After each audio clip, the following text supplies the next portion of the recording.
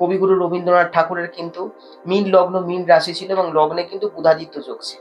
আচ্ছা, রবি আর বুধ এক ঘরে ছিল। জ্যোতিষবিদ্যা কি আদৌ বিশ্বাস করা যায়? তন্ত্রের ক্ষেত্রে তো পুরোপুরি মানে গুরু শিষ্য পরম্পরা। তারা কিন্তু সেটার বদলা নেয়। রিভেঞ্জ মেন্টালিটি ছোবল থাকে। দিয়ে যাবে। ছোবল দিয়ে সাপের ছোবলের মতো। হ্যাঁ। আমি জিজ্ঞেস করছি তুমি কোথায় থাকো বা তোমার নাম কি, তুমি কি চাইছো, কি পারপাস তোমার।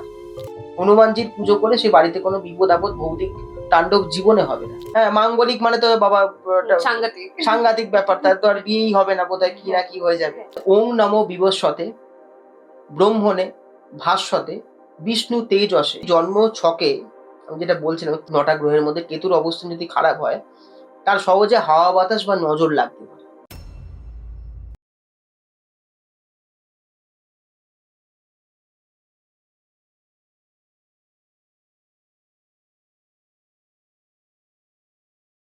নমস্কার, ফিল্মবঙ্গের আরো একটি নতুন এপিসোডে আপনাদের সকলকে স্বাগত জানাই। প্রিক্যাপ দেখে তো বুঝে গিয়েছেন যে আজকে আমাদের এই পডকাস্টে কি নিয়ে আলোচনা হতে চলেছে। কাজেই এটা বলার অবকাশই রাখে না যে আজকের এই পডকাস্টটা ঠিক কতটা ইন্টারেস্টিং হতে চলেছে। তাই শুরু থেকে শেষ অবধি কিন্তু দেখতে হবে। তবে এখানে না একটা ছোট্ট কথা বলার, আজকে আমার যে অতিথি তার কিন্তু এটা ছাড়াও আরো একটা পরিচয় আছে। সেটা কি, সেটা আমরা কথায় বার্তায় একটু পরেই জানতে পারবো। কাজেই দেরি না করে আসুন আলাপ করে নিই আজকের আমার অতিথি বিখ্যাত জ্যোতির্বিদ অর্পণ পালের সাথে। অর্পণ দা, তোমাকে আমাদের এই ফিল্মবিওগের এই এপিসোডে অনেক অনেক ওয়েলকাম। নমস্কার।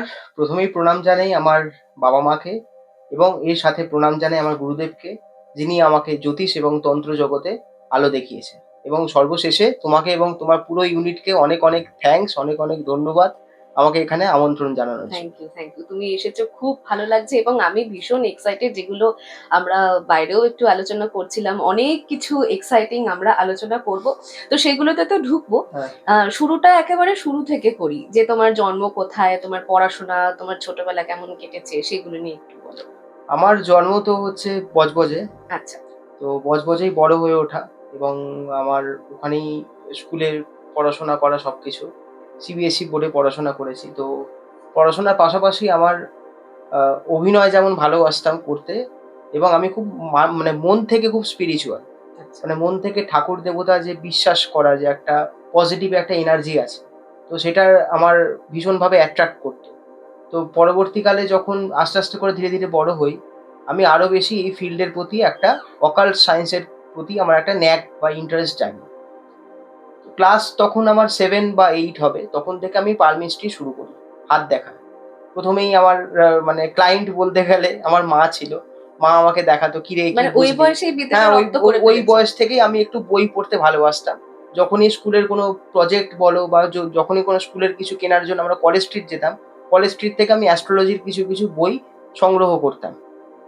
যেমন কিরোর মানে বিখ্যাত জ্যোতিষী আছেন কিরো, তার পালমিস্ট্রির বই বলো বা বিভিন্ন রকম জ্যোতিষের আরো অন্যান্য বই সংগ্রহ করতে ভালোবাসতাম। সেগুলো নিয়ে পড়তাম, দেখতাম আচ্ছা কোনটা রবির ক্ষেত্র, আচ্ছা এই রেখা থাকলে কি হতে পারে বা আয়ু রেখাটাই বা কি, আয়ু রেখাতে এই দাগটা হলে কি হতে পারে, এই সময় এই ঘটনাটা কি সত্যি তখন কি ঘটলো। নিজের হাত দেখে দেখে তখন নিজের করতে? হাত দেখতাম, বাবা মায়ের হাত দেখতাম, অতটা বুঝতাম না, আস্তে আস্তে করে অভিজ্ঞতা বাড়ে এবং পরবর্তীকালে দীক্ষা হয় আমার। মানে এইগুলো তো সবই হচ্ছে মানে উপর থেকে আগে থেকে মানে পুনর্লিখিত থাকে যে কার কাছে দীক্ষা হবে, কে তোমার গুরুদেব হবে, আগে থেকেই সেটা পুনর্লিখিত থাকে। তো সেটা দীক্ষা হয়। দীক্ষার পরে আমি আস্তে, আস্তে করে এই তন্ত্র জগতে প্রবেশ করলাম এবং জ্যোতিষে আমি প্রবেশ করলাম। কলেজ যখন করছি, কলেজের পাশাপাশি আমি চেম্বার করতাম। আচ্ছা। প্রায় আমার ১০ বছরের অভিজ্ঞতা হয়ে গেছে এই জ্যোতিষ জগতে। বাহ। নানাবিধি মানুষ এসছে আমার কাছে, বিপদ নিয়ে এসছে অনেকে। আ অনেকে অনেকে মানে আনন্দ কিছু মানে সুখবর নিয়ে এসছে, সেটা জানতে এসছে কিউরিওসিটিতে, সেটা আমি ধরতে পারছি কিনা বা বলতে পারছি কিনা প্রেডিক্ট আচ্ছা, করে। পরীক্ষা করে। পরীক্ষা করতে এসছে অনেকে। তো নানাবিধি অভিজ্ঞতা আমার আছে এই বিষয়ে। আচ্ছা। না, আমি তুমি যেটা বললে, আমার পরের আমার জিজ্ঞেস করার সেটাই একটা প্রশ্ন ছিল যে এ তোমার এই ইন্টারেস্টটা কি করে হলো? মানে বাড়িতেও কি তোমার একটা আধ্যাত্মিক একটা পরিবেশ তুমি ছোটবেলা থেকে বাড়িতে পেয়েছো? আধ্যাত্মিক পরিবেশ বলতে আমি আমার যে আমার মামার বাড়ি উত্তর কলকাতায়। আচ্ছা। তো উত্তর কলকাতায় আমার দিদা বা আমার মা ওনারা ভীষণভাবে স্পিরিচুয়াল মাইন্ডেড। ওকে। মানে মা ভীষণভাবে শিব ঠাকুরের ভক্ত ছিল এবং মানে প্রতি সোমবার করতে আমি ছোট থেকে দেখছি, এখনো করেন, আমিও করি সোমবারটা। তো সোমবার শনিবার নিরামিষ খাওয়া, বা যেমন বাঙালি বাড়িতে পুজো পাঠ হয়। এবার জ্যোতিষ বিষয়টা না, এটা হচ্ছে বেদের একটা অঙ্গ, এবং এটা না পুনর্লিখিত থাকে যে, আর এবং এই জ্যোতিষ তুমি যতই শেখো না কেন, বা যতই যাই তুমি বই পড়ো না কেন, তোমার ভিতরে একটা সেন্স থাকে, সেটা হচ্ছে সিক্স সেন্স। তোমাকে আগে থেকে মানে ভবিষ্যৎ বাণী করা যে তোমার জীবনে এরকম ঘটনা ঘটতে পারে, সেটা ভালো হোক কি খারাপ মানে হোক, কি ইনটিউশনটা ইনটিউশন পাওয়ার বেশি হতে হবে। তো সেটা আমি বলতে পারি যে মানে এইটা তো মানে ফ্যামিলি থেকে পাইনি, কিন্তু এটা সবটাই হচ্ছে গড গিফটেড আমি মনে করি। তো তুমি যখন আস্তে আস্তে ছোটবেলা থেকেই যখন বলছো এই জিনিসগুলো তুমি রপ্ত করছো, তখন বন্ধু বান্ধবরা কেউ এসে বলতো ভাই একটু আমাকে হ্যাঁ, দেখে হ্যাঁ, দে সেই তো, জিনিসটাও প্রচুর ঘটেছে আমার সাথে, যে স্কুল লাইফে একটু হাতটা দেখে দে, পরীক্ষায় আমার পাশ করবো কিনা, পরীক্ষায় পাস করবো কিনা, বা গার্লফ্রেন্ড অমুক পড়বে কিনা। অমুক অমুক একটা মানে বান্ধবীকে পছন্দ করি, সে আমার জীবনে প্রবেশ করবে কিনা, ওই যে না রে ঘটবে না, সেটা নিয়ে অনেক বকা হ্যাঁ, খেয়েছি। যেটা তুই সত্যি ভুলভাল সত্যি বলছিস। ঘটেওছে, সত্যি হ্যাঁ, সত্যি প্রথমে ভুলভাল ভাবতো, হুম, তারপরে আস্তে আস্তে করে যখন দেখছে না আমি যেগুলো যেগুলো বুঝি সেগুলো সবগুলোই ঠিকঠাকই হচ্ছে। হুম, তো পরবর্তীকালে যখন আমি মানে আমি কমার্সের ছাত্র, তো কমার্স নিয়ে যখন পড়াশোনা করি, তখনও আমার কাছে অনেক বন্ধু বান্ধবরা আসতো যে কি রে আমি সায়েন্স নিয়ে এগোবো না কমার্স নিয়ে এগোবো, হুম, না আমি আর্টস নিয়ে এগোবো। তখনও যা যা বলেছি, যাদের যাদের মানে সাবধান করেছিলাম, তারা আমার কথা শোনেননি সামহাও। সেটা পারিপার্শ্বিক কিছু মানে পারিবারিক কিছু চাপে পড়েই হোক, বা কোনো অন্যান্য কারণে, বা নিজের মানে বা পছন্দের গুরুত্ব সাবজেক্টের দেয়নি। জন্য বা গুরুত্ব দেয়নি, তারা পরবর্তীকালে ফিল করেছে যে না এই সাবজেক্টটা আমার জন্য নয়। Right. প্রথমের দিকে হয়তো ভালো লাগলেও বা আমার পছন্দ হলেও সেই সাবজেক্টটা, কিন্তু পরবর্তীকালে কিন্তু গিয়ে তারা মানে বিপদে পড়েছে, মানে হুম, সেইভাবে মানে আশানুরূপ ফল করতে পারেনি। right, right. কিন্তু সেটা তো অনেকটাই মানে লেট হয়ে গেছে, না অনেকটা দেরি হয়ে গেছে, কারণ এইগুলো হচ্ছে খুব সেন্সিটিভ একটা ব্যাপার। নিশ্চয়ই। যে আর সময় কারোর জন্য থেমে থাকে না। একদম 10 আর 12 হচ্ছে মানুষের জীবনের একটা টার্নিং মানে পয়েন্ট। টার্নিং পয়েন্ট, এবং একটা একটা ধাপ, ভবিষ্যৎ যেখান গড়ার থেকে প্রথম ধাপ একদম একদম দুটো, সেটা তুমি মাধ্যমিক, উচ্চ মাধ্যমিক। একদম মানে ব্যবসা করো বা চাকরি করো, যা তোমার কিছু এই করো। বিষয়ে তোমার করতে গেলে তোমার এই বিষয়গুলো দেখতে হয় একদম, আগে একদম। থেকে।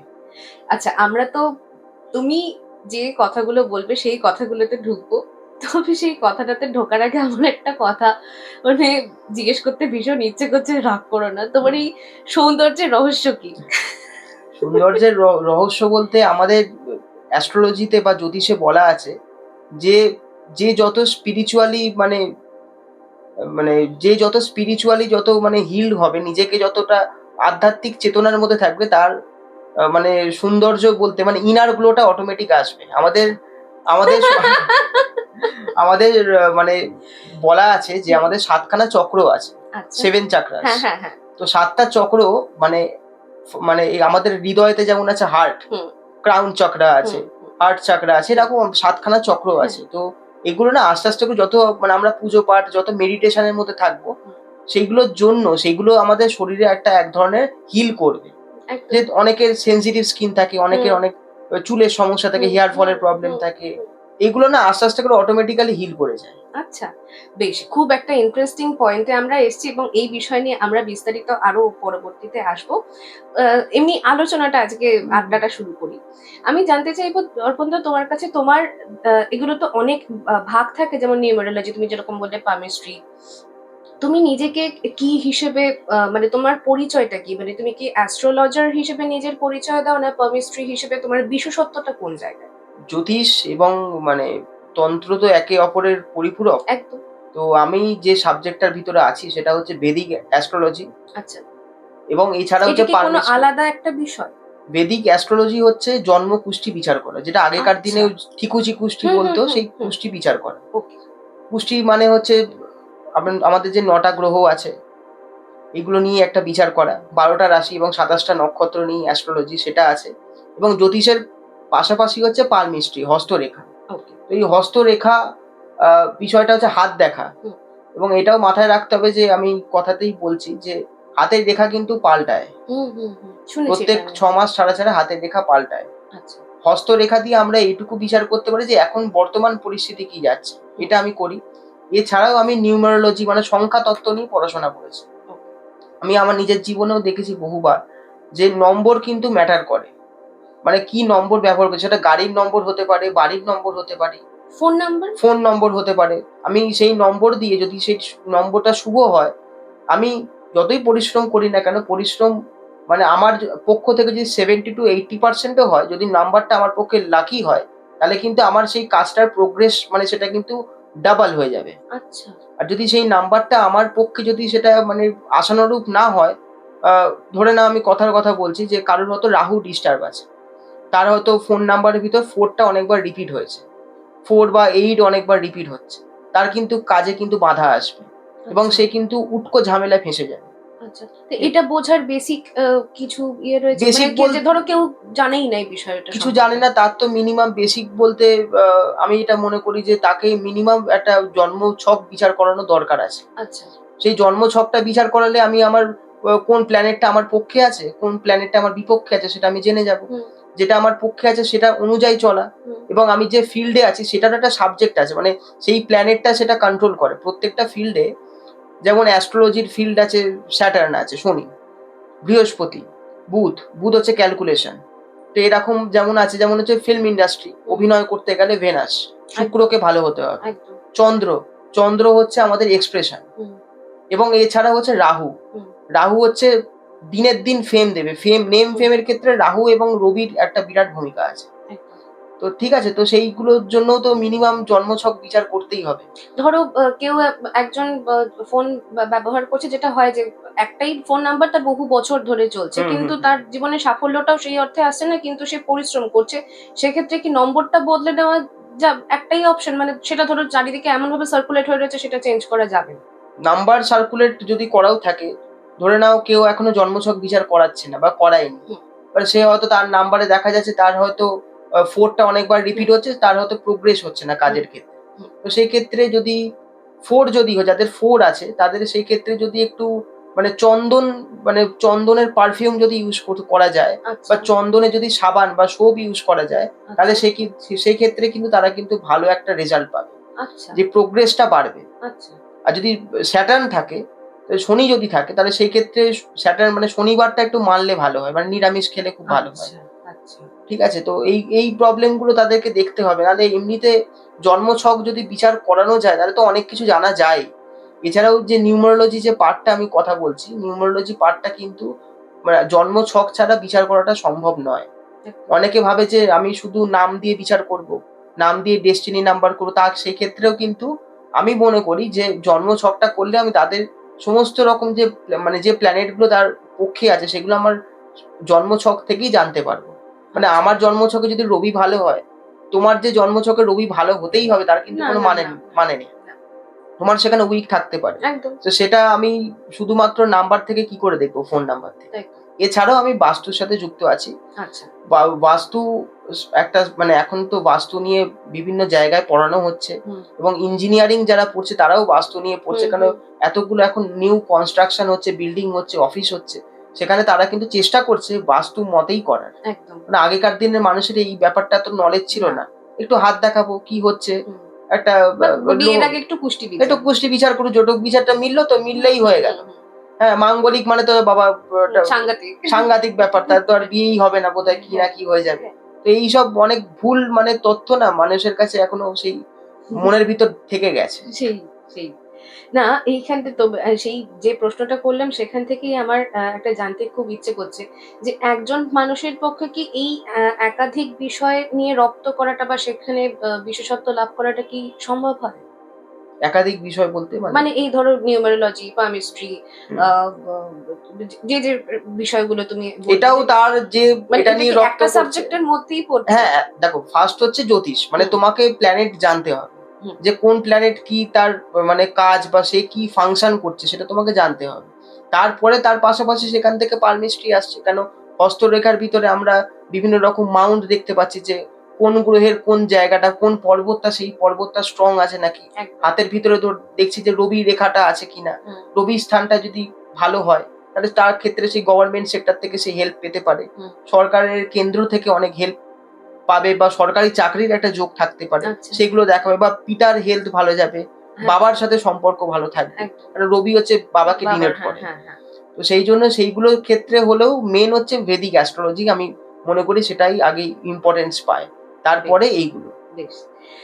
আচ্ছা, তুমি নিজেই কিছুক্ষণ আগে বলছিলে যে অনেকে তোমাকে বিশ্বাস করেনি বা তুমি হুম, যখন হুম, ছোটবেলায় করতে। সাথে। এবং তোমার এই দীর্ঘ 10 বছরের ক্যারিয়ারে তুমি নিশ্চয়ই এরকম কিছু ফেস করেছো। তো সেই প্রসঙ্গ থেকে আমি একটা জেনারেল প্রশ্ন হুম। করতে চাইছি। ধরো দর্শকের হয়, কারণ প্রত্যেকেরই তো ভাবাদর্শ একরকম হতে পারে, কেউ বিশ্বাস করে কেউ বিশ্বাস করে না। জ্যোতিষবিদ্যা কি আদৌ বিশ্বাস করা যায়? এবং বিশ্বাসে মিলয় বস্তু তর্কে বহুদূর। একদম। তো জ্যোতিষ হচ্ছে একটা সায়েন্স, ঠিক আছে? আমাদের জ্যোতিষে বলা আছে, আমি বলছি একটা কথা, যে রবি বলে একটা গ্রহ আছে, 9টা তো গ্রহ। তো রবির সাথে বুধের খুব সম্পর্ক ভালো, আচ্ছা। ঠিক আছে? এবং রবিকে ইংলিশে বলে সান, হুম। বুধকে বলা হয় মার্কারি। হুম। আমাদের সোলার সিস্টেমেও যদি দেখি, হুম। সৌরজগতে বা সৌরমণ্ডলেও যদি দেখি, হুম। রবির সব থেকে কাছাকাছি গ্রহ হচ্ছে মার্কারি, হুম। মানে বুধ। এবং এরা দুজন জ্যোতিষের ক্ষেত্রেও, যেমন আমাদের সায়েন্সেও মানে সোলার সিস্টেমও দেখতে পাচ্ছি যে সব থেকে নিকটবর্তী গ্রহ বুধ, তেমন হচ্ছে জ্যোতিষে আমাদের বলা হচ্ছে যে রবি আর বুধ যদি এক ঘরে কারোর বসে থাকে বা কোনো রকম কোনো কানেকশন করে, সেটাকে বলে যে বুধাদিত্য যোগ। আচ্ছা। বুধ যুক্ত আদিত্য, আদিত্য হচ্ছে রবিরই হুম। আর একটা হুম। নাম। হুম। হুম। এটা থাকলে কি হয়, যদি এটা পজিটিভ ভাবে থাকে, সেটাও জন্মছক বিচারের একটা ব্যাপার আছে। যদি কখনো সেটা ভালো পজিশনে থাকে, তার তার কিন্তু মানে বিশ্বব্যাপী নাম হয়।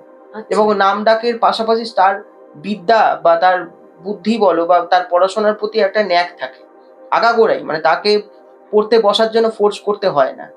তার কিন্তু মানে সবসময় তার ভিতরে একটা নতুন কিছু শেখবার একটা আগ্রহ থাকে, বুধাদিত্য যোগ থাকে।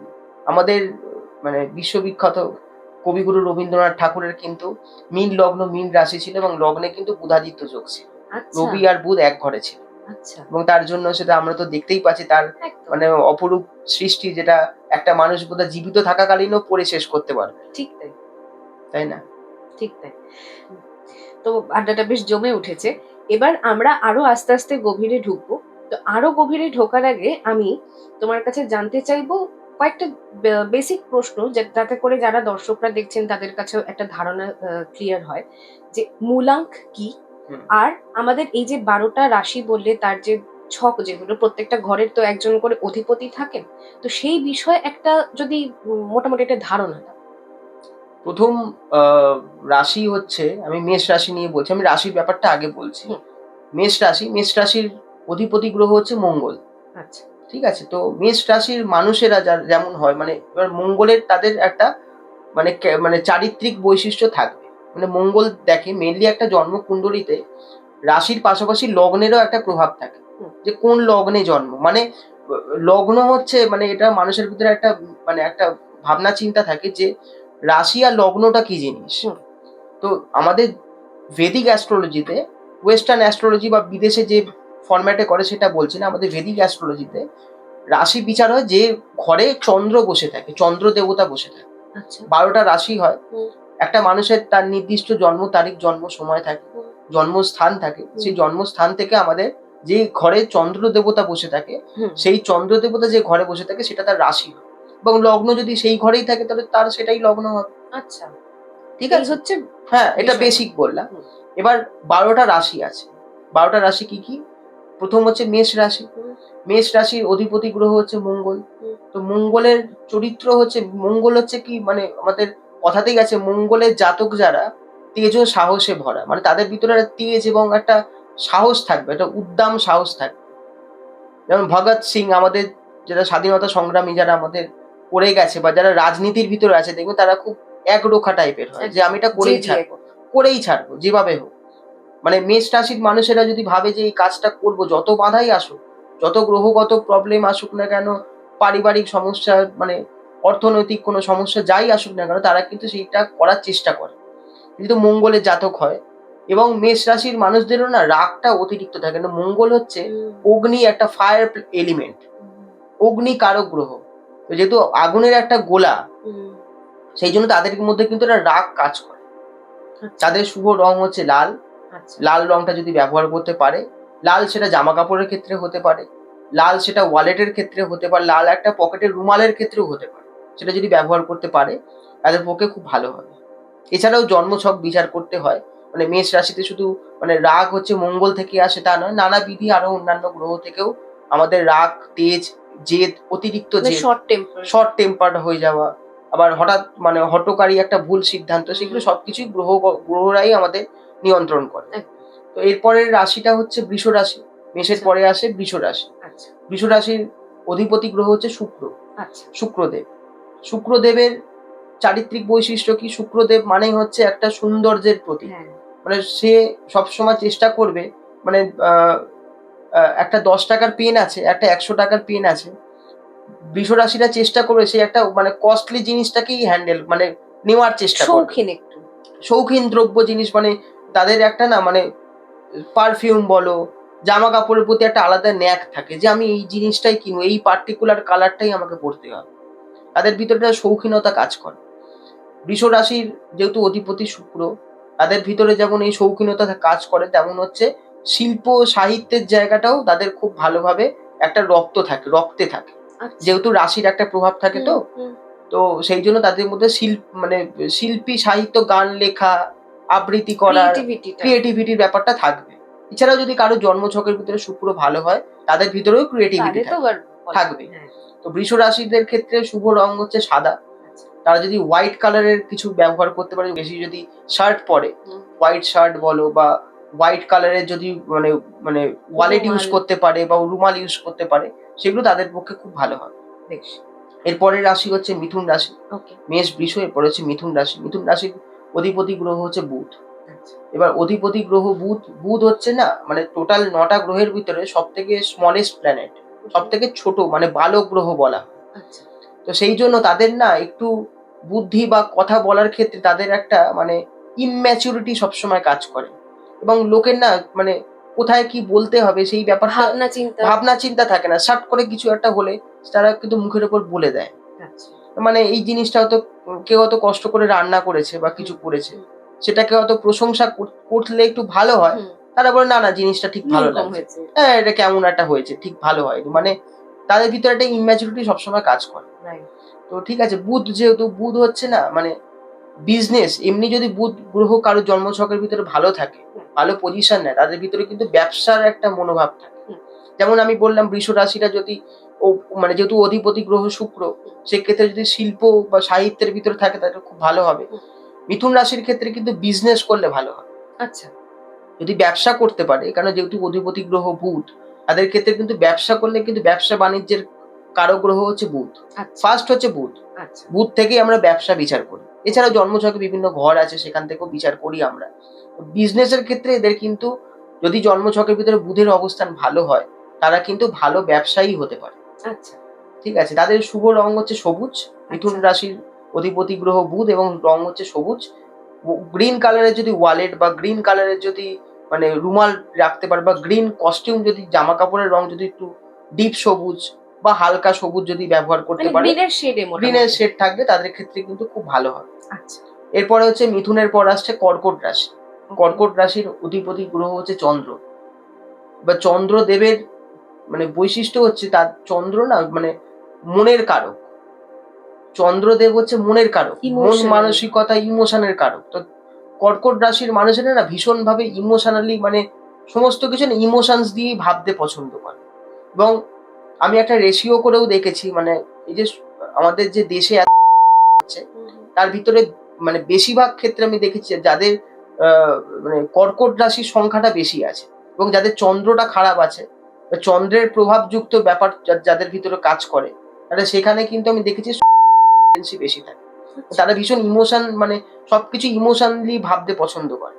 আচ্ছা মানে আবেগটা তাদের বেশি কাজ করে, লজিকটা কাজ করে লজিকটা কাজ করে না যে এটা ঘটছে বা কিছু বা কোনো সম্পর্ক থেকে বেরিয়ে এলে তারা হয়তো ভালো থাকতে পারে, সেটা তাদের ভিতরে কাজ করবে না। আপ্লুত হয়ে যায়। আপ্লুত হয়েছে। তাদের শুভ রং হচ্ছে সাদা, আচ্ছা কর্কট রাশির, এবং সাদা রঙের যদি মানে চন্দ্রদেবের রঙও সাদা।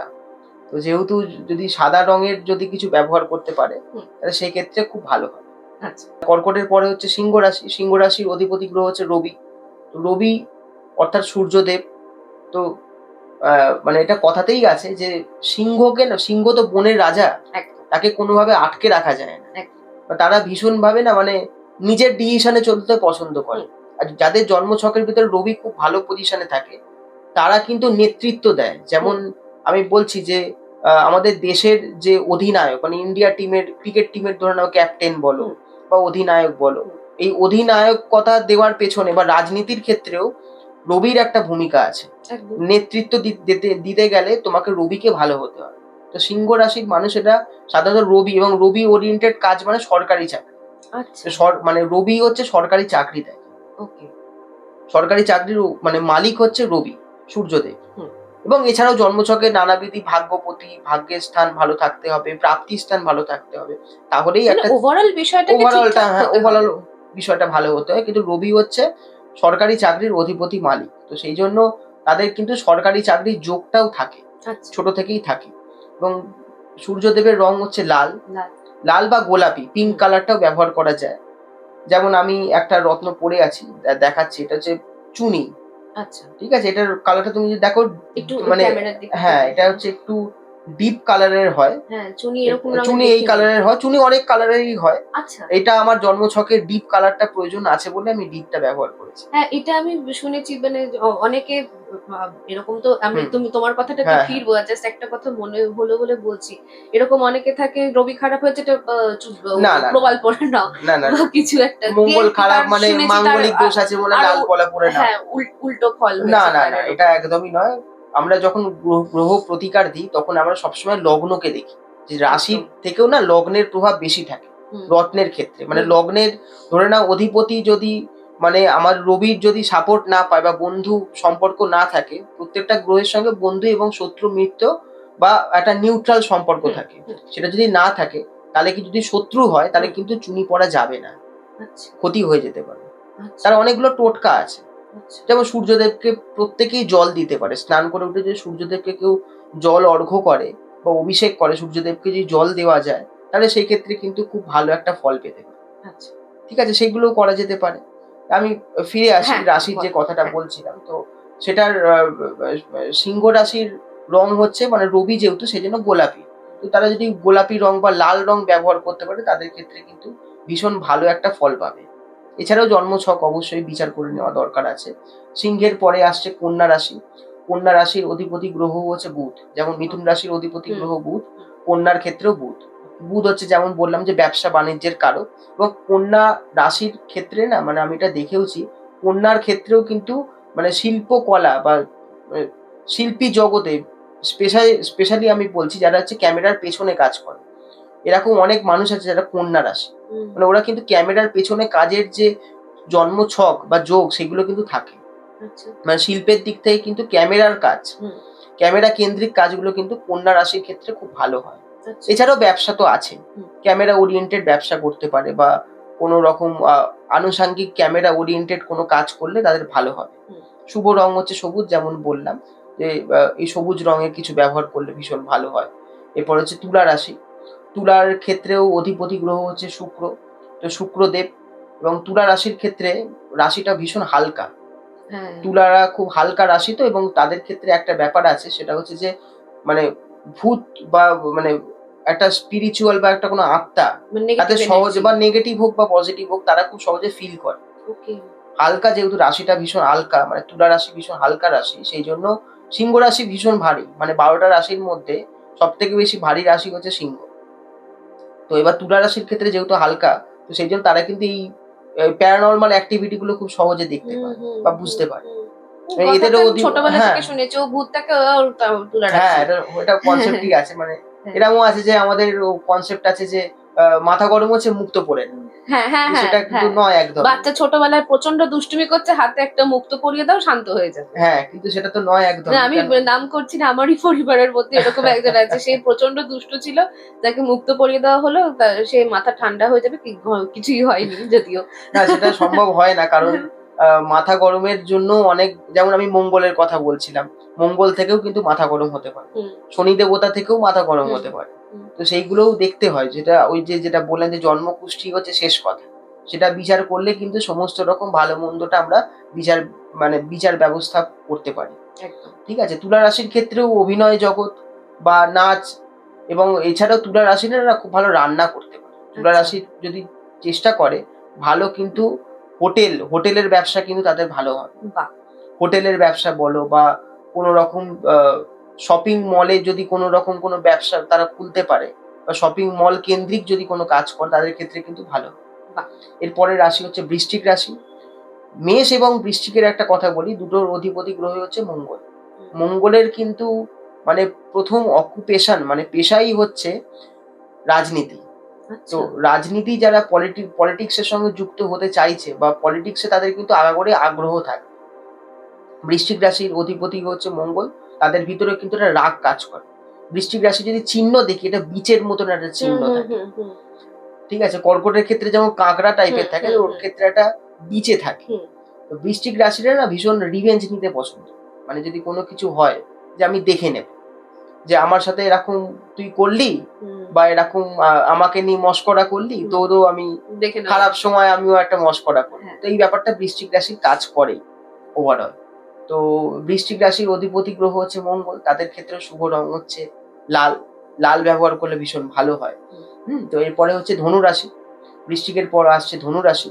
ধনু রাশির অধিপতি গ্রহ হচ্ছে বৃহস্পতি। আচ্ছা। এবং বৃহস্পতি, দেবগুরু বৃহস্পতি অত্যন্ত শুভ একটা গ্রহ। ৯টা গ্রহের ভিতরে সব থেকে শুভ গ্রহ যদি আমাকে জিজ্ঞেস করো, আমি বলবো শনি দেবতা এবং বৃহস্পতি।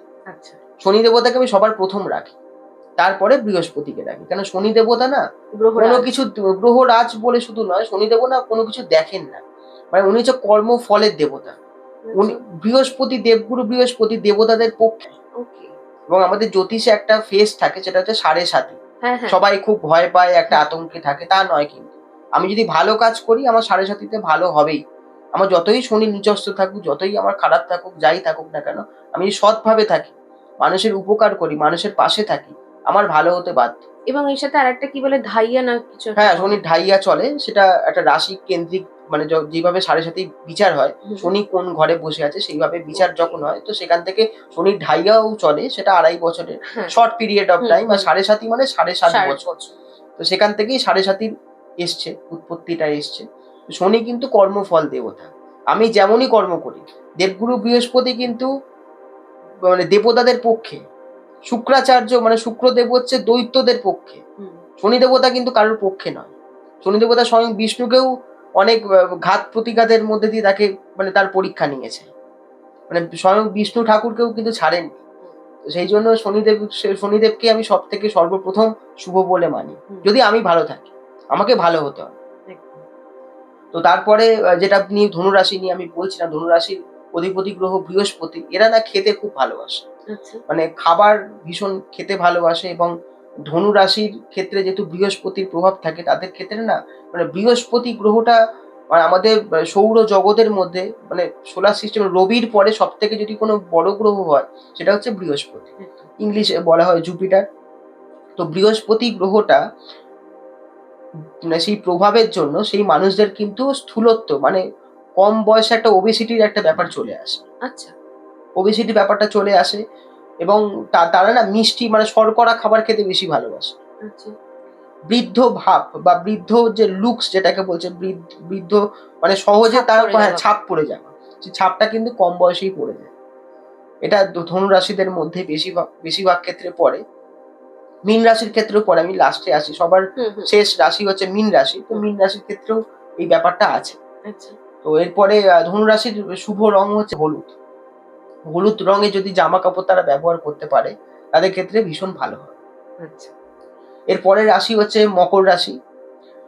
মকর রাশির অধিপতি গ্রহ হচ্ছে শনি। এই রাশিতে না শনির প্রভাব সব থেকে বেশি থাকে। মকর রাশি যদি কোনোভাবে কোনো খারাপ কাজে যুক্ত হয়, তারা কিন্তু শাস্তি পায়। আচ্ছা। মানে শনি দেবতা ইনস্ট্যান্ট রেজাল্ট পাবেই।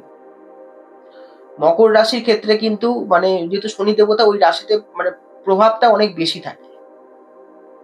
তারা নীল রঙের জামা কাপড়ের প্রতি তাদের ন্যাক থাকে, একাকিত্ব পছন্দ করে, তাদের ভিতরে না মানে একটা ন্যায় পরায়ণ ব্যাপারটা খুব কাজ করে। এবং শনিদেব এই রাশিতে অনেক বেশি প্রভাব বিস্তার করে। মকর এবং কুম্ভ রাশির অধিপতি গ্রহই হচ্ছে শনিদেব, কিন্তু কুম্ভর থেকে মকরের প্রভাব যেহেতু বেশি বিস্তার করে, তারা যদি কোনোভাবে অন্যায় কাজ করে বা কোনো অনৈতিক কাজের সঙ্গে যুক্ত হয়, তারা কিন্তু খুব সহজেই মানে ধরা পড়ে যাওয়া বা শাস্তি পাওয়ার একটা ব্যাপার কিন্তু তাদের ভিতরে থাকে, মানে ইনস্ট্যান্ট থাকে।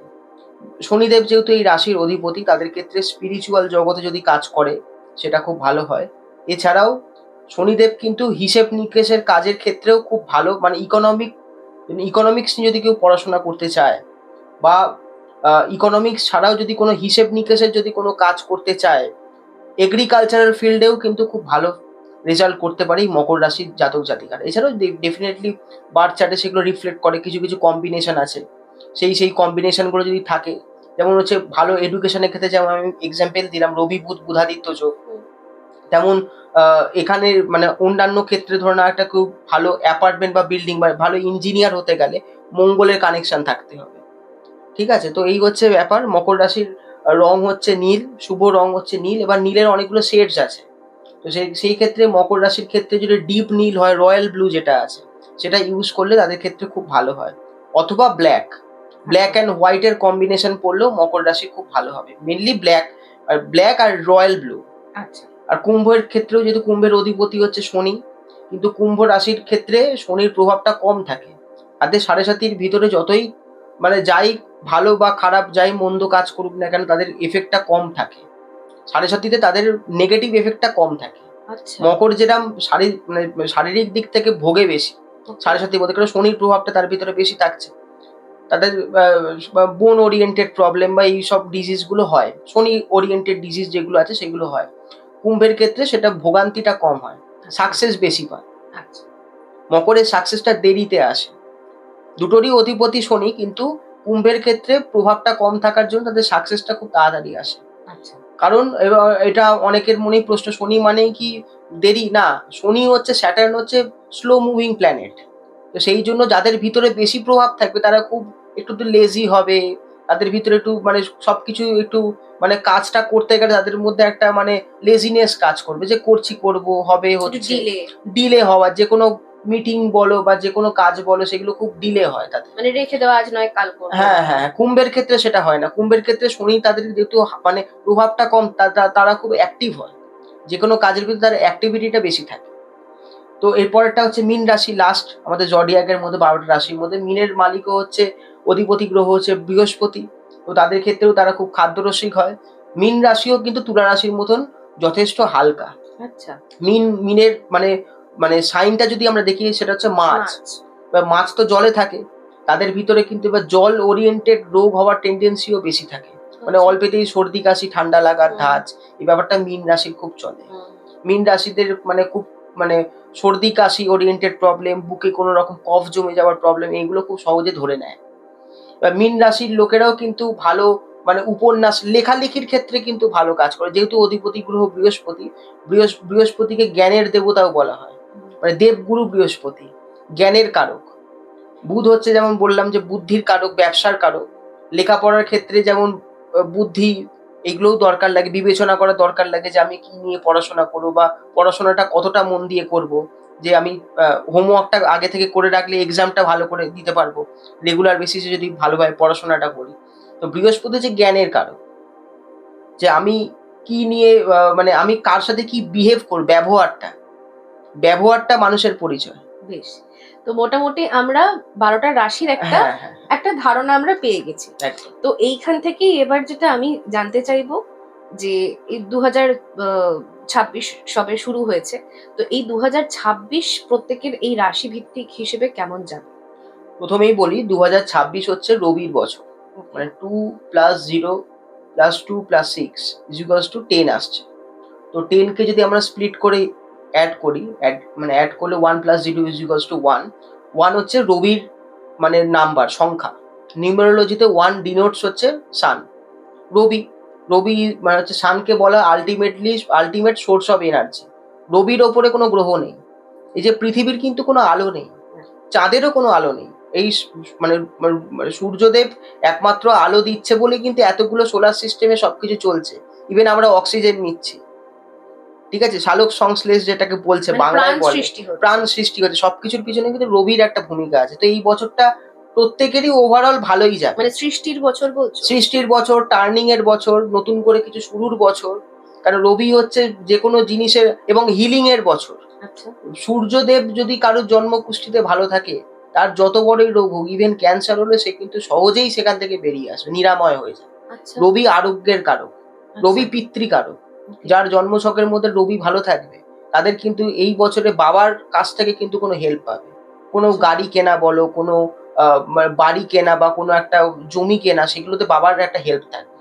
যাদের জন্মছকে রবি খারাপ থাকবে বা রবির পজিশন হয়তো খারাপ আছে, তাদের কিন্তু বাবার হেলথ নিয়ে একটা প্রবলেম চলবে। বাবার সাথে হয়তো এমন মনোমালিন্য হলো, সেখান থেকে তাদের ভিতরে কিন্তু একটা কথা বলা মানে ভুল বোঝাবুঝির সৃষ্টিও হতে পারে, যাদের জন্মছকে রবি খারাপ। তো এবার যেহেতু ভালো খারাপটা নিয়ে আলোচনা করছি, সেখানে মানুষের একটা প্রশ্ন থাকতেই পারে যে আমরা কি করে এখান থেকে বেরিয়ে আসবো, বা এটার রেমেডি কি আছে, বা এই বছরে কি করলে ভালো হয়। হুম, হুম, সেক্ষেত্রে ফার্স্ট বলি, সূর্যদেবকে সবাইকে বলছি, যে কোনো রাশি, যে কোনো লগ্ন, সবার জন্য এটা সূর্যদেবকে জল দিতে হয়, হুম, অর্ঘ্য দিতে হয়। হুম।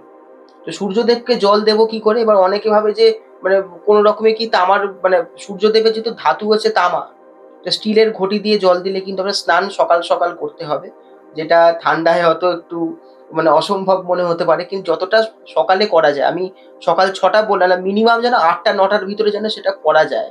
টোটকাটা করতেই হবে, এটা করলে কিন্তু সবার ভালো হবে ওভারঅল। তো সেটা হচ্ছে যে তামার পাত্র নিতে হবে, তামার ঘটি, সূর্যের ধাতু হচ্ছে তামা। তামার ঘটিতে একটু জল নিয়ে, যদি লাল চন্দন মেশানো যায় খুব ভালো, না দিলেও চলবে, বা মিনিমাম একটা লাল জবা ফুল দিলেও ভালো হয়। আমি ফার্স্টেই বললাম রবির রং হচ্ছে লাল, হুম, তো সেই জন্য লাল জবা দিলে খুব ভালো হয়। দিয়ে রবির একটা জল দেবার একটা মন্ত্র আছে, যেটা অনেকে জানে না। সবাই ভাবে যে ওই জবা কুসুম শঙ্কাসন বললেই হয়ে যাবে, ওটা রবির প্রণাম মন্ত্র। আচ্ছা। সূর্যদেবের কিন্তু এটা প্রণাম মন্ত্র, এটা জল দেওয়ার বা অর্ঘ্যর মন্ত্র নয়। আমি মন্ত্রটা একবার বলছি, সবাই ভালো করে শুনবেন। একটা ছোট্ট 1 লাইনের মন্ত্র, সেটা কিন্তু শুনতে হবে। সেটা হচ্ছে ওং নমো বিবস্বতে ব্রহ্মণে ভাস্বতে বিষ্ণু তেজসে জগৎ সবিত্রে সুচয়ে সবিত্রে কর্মদায়িনে ইদম অর্ঘং ওং নমো সূর্যায় নমঃ। এই মন্ত্রটা একবারই বলতে হবে। বলে জলটা দিতে হবে। যদি কোনো পট থাকে বা কোনো পাত্র থাকে, সেখানে দিতে হবে, যেন সেটা যেন কোনোভাবে ড্রেন বা কোনো নর্দমায় যেন না যায়। হুম। সেটা ছাদে করতে হবে, খোলা আকাশের নিচে করলে খুব ভালো। যাদের অসুবিধা আছে তারা একটু বাইরে ঘর থেকে বেরিয়ে করতে হবে। সূর্যদেব যেদিকে, আমাদের সবারই মোবাইল এখন স্মার্টফোন আছে, আমরা কম্পাসে দেখে নিতে পারি কোন দিকে সূর্য উঠছে, ইস্ট কোন দিকে পড়ছে, সেই দিকে মুখ করে স্নান করে উঠেই জলটা দিতে হবে। এরপরে ৩ বার, যেমন আমরা সবাই জানি যে মন্ত্রটা, যে জবা কুসুম শঙ্কাশং কাশ্যপেয়ং মহাদ্যুতিম ধন্তারিং সর্ব পাপগ্নং প্রণত হুস্মি দিবাকরম। এটা ৩ বার বলতে হবে। এতে কিন্তু খুব খুব খুব ভালো, আমি গ্যারেন্টি দিয়ে বলছি, তোমার এই চ্যানেলে আমি এখানে বসে বলছি যে ২৮ দিনে মানুষের চেঞ্জ আসবেই, যদি কেউ করতে পারে। এর সাথে আরেকটা বলছি, যে ২০২৬ এর মেন রেমেডি, মেন টোটকা অনেকেই জানে না, সেটা হচ্ছে আদিত্য হৃদয়ম স্তোত্র। এটা সূর্যদেবেরই একটা স্তোত্র, মানে একটা পাঠ করা। খুব বড় নয়, একটু কঠিন মনে হতে পারে। দেখো, আমরা কেউই না মানে সবকিছু শিখে তো আসি না। নিশ্চয়ই। প্র্যাকটিস, মানে একটা কথাতেই আছে, practice makes a man perfect. একদম, আমরা যদি নিত্যদিন চর্চা করি কোনো জিনিস, সেটা আমরা নিশ্চয়ই পারবো। একদম, প্রথম দিনেই কেউ ভালো রাঁধুনি হয়ে যায় না। একদম। রান্না করতে করতে নুন ঝাল, এই বিষয়টা কিন্তু মানুষের একটা কনসেপ্ট তৈরি হয়েছে, না এই মানুষটা ঝাল বেশি খায়, কোন এই মানুষ রান্নায় কি ফোড়ন কোন দেবো? রান্নায় কি করবো, সেটা একটা আসে। তো এই আদিত্য হৃদয়ম স্তোত্র যদি রোজ পাঠ করা যায়, তার জীবনে সূর্য উঠবেই। সেটা তার দর্শকের উদ্দেশ্যে একটু বলে দাও। না, আদিত্য হৃদয় স্তোত্রটা অনেকটা বড় আছে। আচ্ছা, তো আচ্ছা। সেটার জন্য আমি মনে করি যে এখন তো সোশ্যাল মিডিয়া, এখন তো অনেকগুলো বিষয়ে কাজ করে। অনলাইনে গুগলে যদি আমরা সার্চ করি, সেখানে পেয়ে যাবো আচ্ছা, বাংলায়। এই আদিত্য হৃদয় স্তোত্রটা কিন্তু পাঠ করলে ভীষণ ভালো ফল পাওয়া যায়। আচ্ছা। দর্শকের উদ্দেশ্যে এটা বলা হলো, আপনারা যারা, যারা চান এই ২০২৬ টা ভালো করতে, তারা কিন্তু গুগল সার্চ করে এই রিচুয়ালটা ফলো করতে পারেন। এটা কি কোনো আলাদা কিছু আছে করতে হয় এর না, না, সাথে? না, এটা স্নান করে উঠে যেমন আমরা ঠাকুরের আসনে বসে পুজো করি, সেখানে পাঠ করলেই, সকালে করলেও হবে। সকালেই মেইনলি করতে হবে, কারণ সূর্যদেবকে সকালেই সবাই পুজো করে। হুম, রাত্রিবেলা তো হয় না, না। রাত্রিবেলা শনিদেবের পুজো হয়, হুম, অন্ধকারে হয়। তো সেই জন্য সকালবেলা স্নান করে উঠে যেমন সূর্যদেবকে আমরা জল দিলাম, দিয়ে আমরা আসনে তো নরমালি যেমন ধূপ দিই বা প্রসাদ দিই ঠাকুরকে, সেখানে আদিত্য হৃদয়ম স্তোত্রটা পাঠ করতে হবে। এটা যদি পাঠ করা যায়, ভীষণ ভালো এটা রেজাল্ট পাবে। মোটামুটি সব রাশি, সবাই, সব সব সব রাশির রাশি। ক্ষেত্রে। পুজোর কোনো সাইড এফেক্ট হয় না। অনেকে বলে যে আমি কি শনিদেবকে পুজো করব? আমি কি এটা করব? আমি কি ঠাকুরকে ডাকা, ঠাকুর হচ্ছে কি, ভগবান হচ্ছে একটা পজিটিভ এনার্জি। আমি এই পুজোর কথাতেই জিজ্ঞেস করতে চাই, যেরকম হয় ও ও প্রত্যেকেই চেষ্টা করে ঘরে নিত্য সেবা দেওয়ার একটা যে হুম, ব্যাপার, সেখানে মানে শোনা কথা যে আ ঘরের নিত্য পুজোতেও অভিষেক না করলে নাকি সেই পুজো নাকি সম্পূর্ণ হয় না। এবার সব ক্ষেত্রে সমস্ত মূর্তিকে তো সবসময় অভিষেক করানো সম্ভব হয় না, হুম, যে হুম। তাকে স্নান করানো বা এরকম কিছু। সেক্ষেত্রে তাহলে সেই পুজোটা কি সম্পূর্ণ হচ্ছে না? না, আমি এটা বিশ্বাস করি, ভক্তিতেই মুক্তি। একদম। ভক্তি করতে হবে। তা বলে এই নয় যে এই আদিত্য হৃদয়ম স্তোত্রে যেটা পাঠ করলে খুব ভালো হয় এই বছরের জন্য। এবং আমি এটা মনে করি যে তুমি যে কথাটা বললে যে সব যে একেই যে অভিষেক করতে হবে। আমি একটা মন্ত্র বলছি। এই মন্ত্রটা হচ্ছে ক্ষমার মন্ত্র। মানে আমাদের এখন নিত্য দৈনন্দিন জীবনে না সব ঠাকুরকে পুজো করাটা সম্ভব না। আমরা ধরে নাও বাবা লোকনাথকে চরণে রাখছি, শিব ঠাকুরকে রাখছি, জগন্নাথ দেবকে রাখছি। এবার সবাইকে ধরে, ধরে তো আমরা পুজো করতে পারি না। এই মন্ত্রটা যদি আমরা পাঠ করতে পারি, এটা একটা ছোট মানে একটা লাইনের মন্ত্র। এটা যদি আমরা বলতে পারি সব দেবতার কাছে ক্ষমা চাওয়া। যে আমি তোমাদের সবাইকেই স্মরণ করছি। আমার যদি কোনো ভুল মানে পুজোয় কোনো ভুল ত্রুটি হয়ে থাকে, আমরা তো সাধারণ মানুষ, আমাদের পক্ষে সবকিছু নিয়মাবলী মেনে চলা সম্ভব নয়। তাহলে কিন্তু ভগবানের দিক থেকে কিন্তু কোনো নেগেটিভ কোনো প্রভাব পড়ে না। মন্ত্রটা হচ্ছে নম যৎ খড়ং পরিভ্রষ্ট মাত্রাহীনঞ্চ যৎ ভবেৎ পূর্ণং ভবতু মে দেব তৎপ্রসিদ্ধ সুরেশ্বরী মন্ত্রহীনং ক্রিয়াহীনং ভক্তিহীনং সুরেশ্বরী যৎ পূজিতং ময়া দেবীং পরিপূর্ণং তদুস্তং। এই মন্ত্রটা একবার পাঠ করলেই হবে। শুনতে হয়তো একটু কঠিন লাগছে, কিন্তু এটা যদি করা যায় তাতে কিন্তু সর্ব দেবদেবীকেই স্মরণ করা হয় এবং তাদের কাছ থেকে ক্ষমা চেয়ে নেওয়া হয় যে আমি আমার নিত্য কাজের ভিতরে আমি তোমাদের সবাইকেই স্মরণ করছি। যদি কোনো পুজোয় ভুল ত্রুটি হয়ে থাকে আমাকে ক্ষমা করো। বেশ। তুমি একটা যেটা রেমেডির হুম, কথা হুম, বললে যে সূর্যদেবকে আম জল দিলে পরে এবং এই মন্ত্রগুলো হুম, বলে প্রণাম করলে পরে তাদের সবার ভালো যাবে। আমি এই প্রসঙ্গে একটা জিনিস জানতে ইচ্ছে করছে যে ২০২৫ টা ওভারঅল সবারই ভীষণ আ মানে খারাপই গিয়েছে। সেটা আর্থিক দিক থেকে হোক, নানান রকম দুর্ঘটনা বলো বা এরকম কিছু। ধরো যারা কোনো কিছু নিয়ে চেষ্টা করছে কিন্তু আর্থিক জায়গাটা তাদের কোনোভাবেই উন্নতি হচ্ছে না। কিন্তু তারা হুম। হার্ড ওয়ার্ক করছে। সেক্ষেত্রে তুমি কিছু বলবে? কিছু রেমেডি করলে সেটা কি রাশিভিত্তিক কোনো ব্যাপার থাকে? না, আর্থিক টোটকা করা যেতে পারে, সবাই করতে পারে। সেটা হচ্ছে যে ১ম হচ্ছে আমি যেটা মনে করি, সোমবার যদি একটু আখের রস দিয়ে যদি শিব ঠাকুরকে স্নান করানো যায়, যদি শিব ঠাকুর মানে শিবলিঙ্গে যদি অভিষেক করা যায়, তার আর্থিক উন্নতি হবেই। ফাইন্যান্সিয়াল জায়গা সবাই ভাবে যে মানে মা লক্ষ্মীকে স্মরণ করলেই হবে। শিব ঠাকুর এমন মহাদেব, এমন একজন দেবতা, তার কাছে কিন্তু কুবের স্থান পেয়েছে। রাবণ যখন লঙ্কায় যখন ছিলেন তখন কুবেরের ঘর কেড়ে নিয়েছিলেন।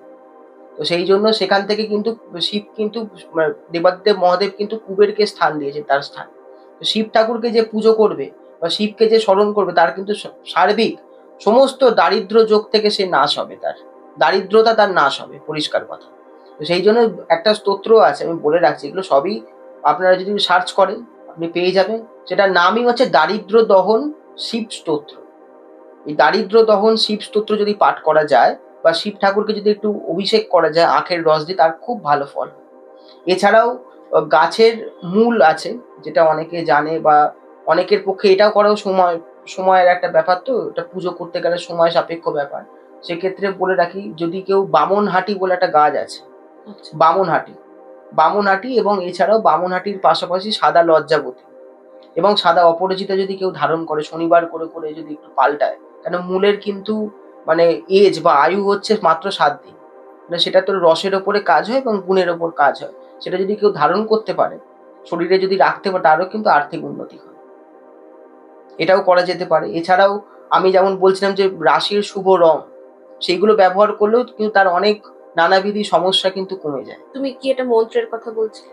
মন্ত্র বলতে মানে কি? যে শিব ঠাকুরের একটা যে মন্ত্র দারিদ্র দহন মন্ত্র না, যেটা বলছিলে। দারিদ্র দহন স্তোত্রটা তো অনেকটা বড়, আমি যেটা আচ্ছা, বললাম এটা আচ্ছা, একটু আচ্ছা। অনেকটা বড় আছে। হুম। মানে প্রায় ১০ থেকে ১৫ মানে লাইনের একটা বড় আচ্ছা, স্তোত্র আচ্ছা, আছে। এটা আচ্ছা। আমি মনে করি মানে কিন্তু পুজোর রিচুয়ালটা হচ্ছে এটা রিচুয়ালটা আমি বলে যে দিলাম। আখের রস দিয়ে আখের রস দিয়ে শিব ঠাকুরকে, আমরা তো বেশ। সাধারণত দুধ বা গঙ্গা জল দিয়ে শিবকে স্নান করে, হুম, সেখানে সেটার প্রয়োজন নেই। আচ্ছা। শুধু আখের রস দিয়ে যদি কেউ স্নান করাতে পারে শিব ঠাকুরকে, হুম, তাতেও তার আর্থিক উন্নতি হবে। বেশ। যদি তাও একদমই সময় পেল না, যে মানে দারিদ্র দহন শিব স্তোত্র পাঠ করারও টাইম পেল না, শুধু হুম। আখের রস দিয়ে স্নান করা, তাতেই সে মুক্তি পাবে। সেক্ষেত্রে এই মন্ত্রটা কি এমনি কোথাও একটা ডিভাইসে চালিয়ে শুনলেও কি সেটার শ্রবণেও কাজ হয়, কিন্তু মানে আমি মনে করি যে মানে আর্থিক নিজে মুখ থেকে বলাটা নিজের তো মুখ আলাদাই থেকে একটা একটা জিনিস। শ্রবণেও কাজ হয়, অবশ্যই হয়। সেটার পার্সেন্টেজটা খুবই কম।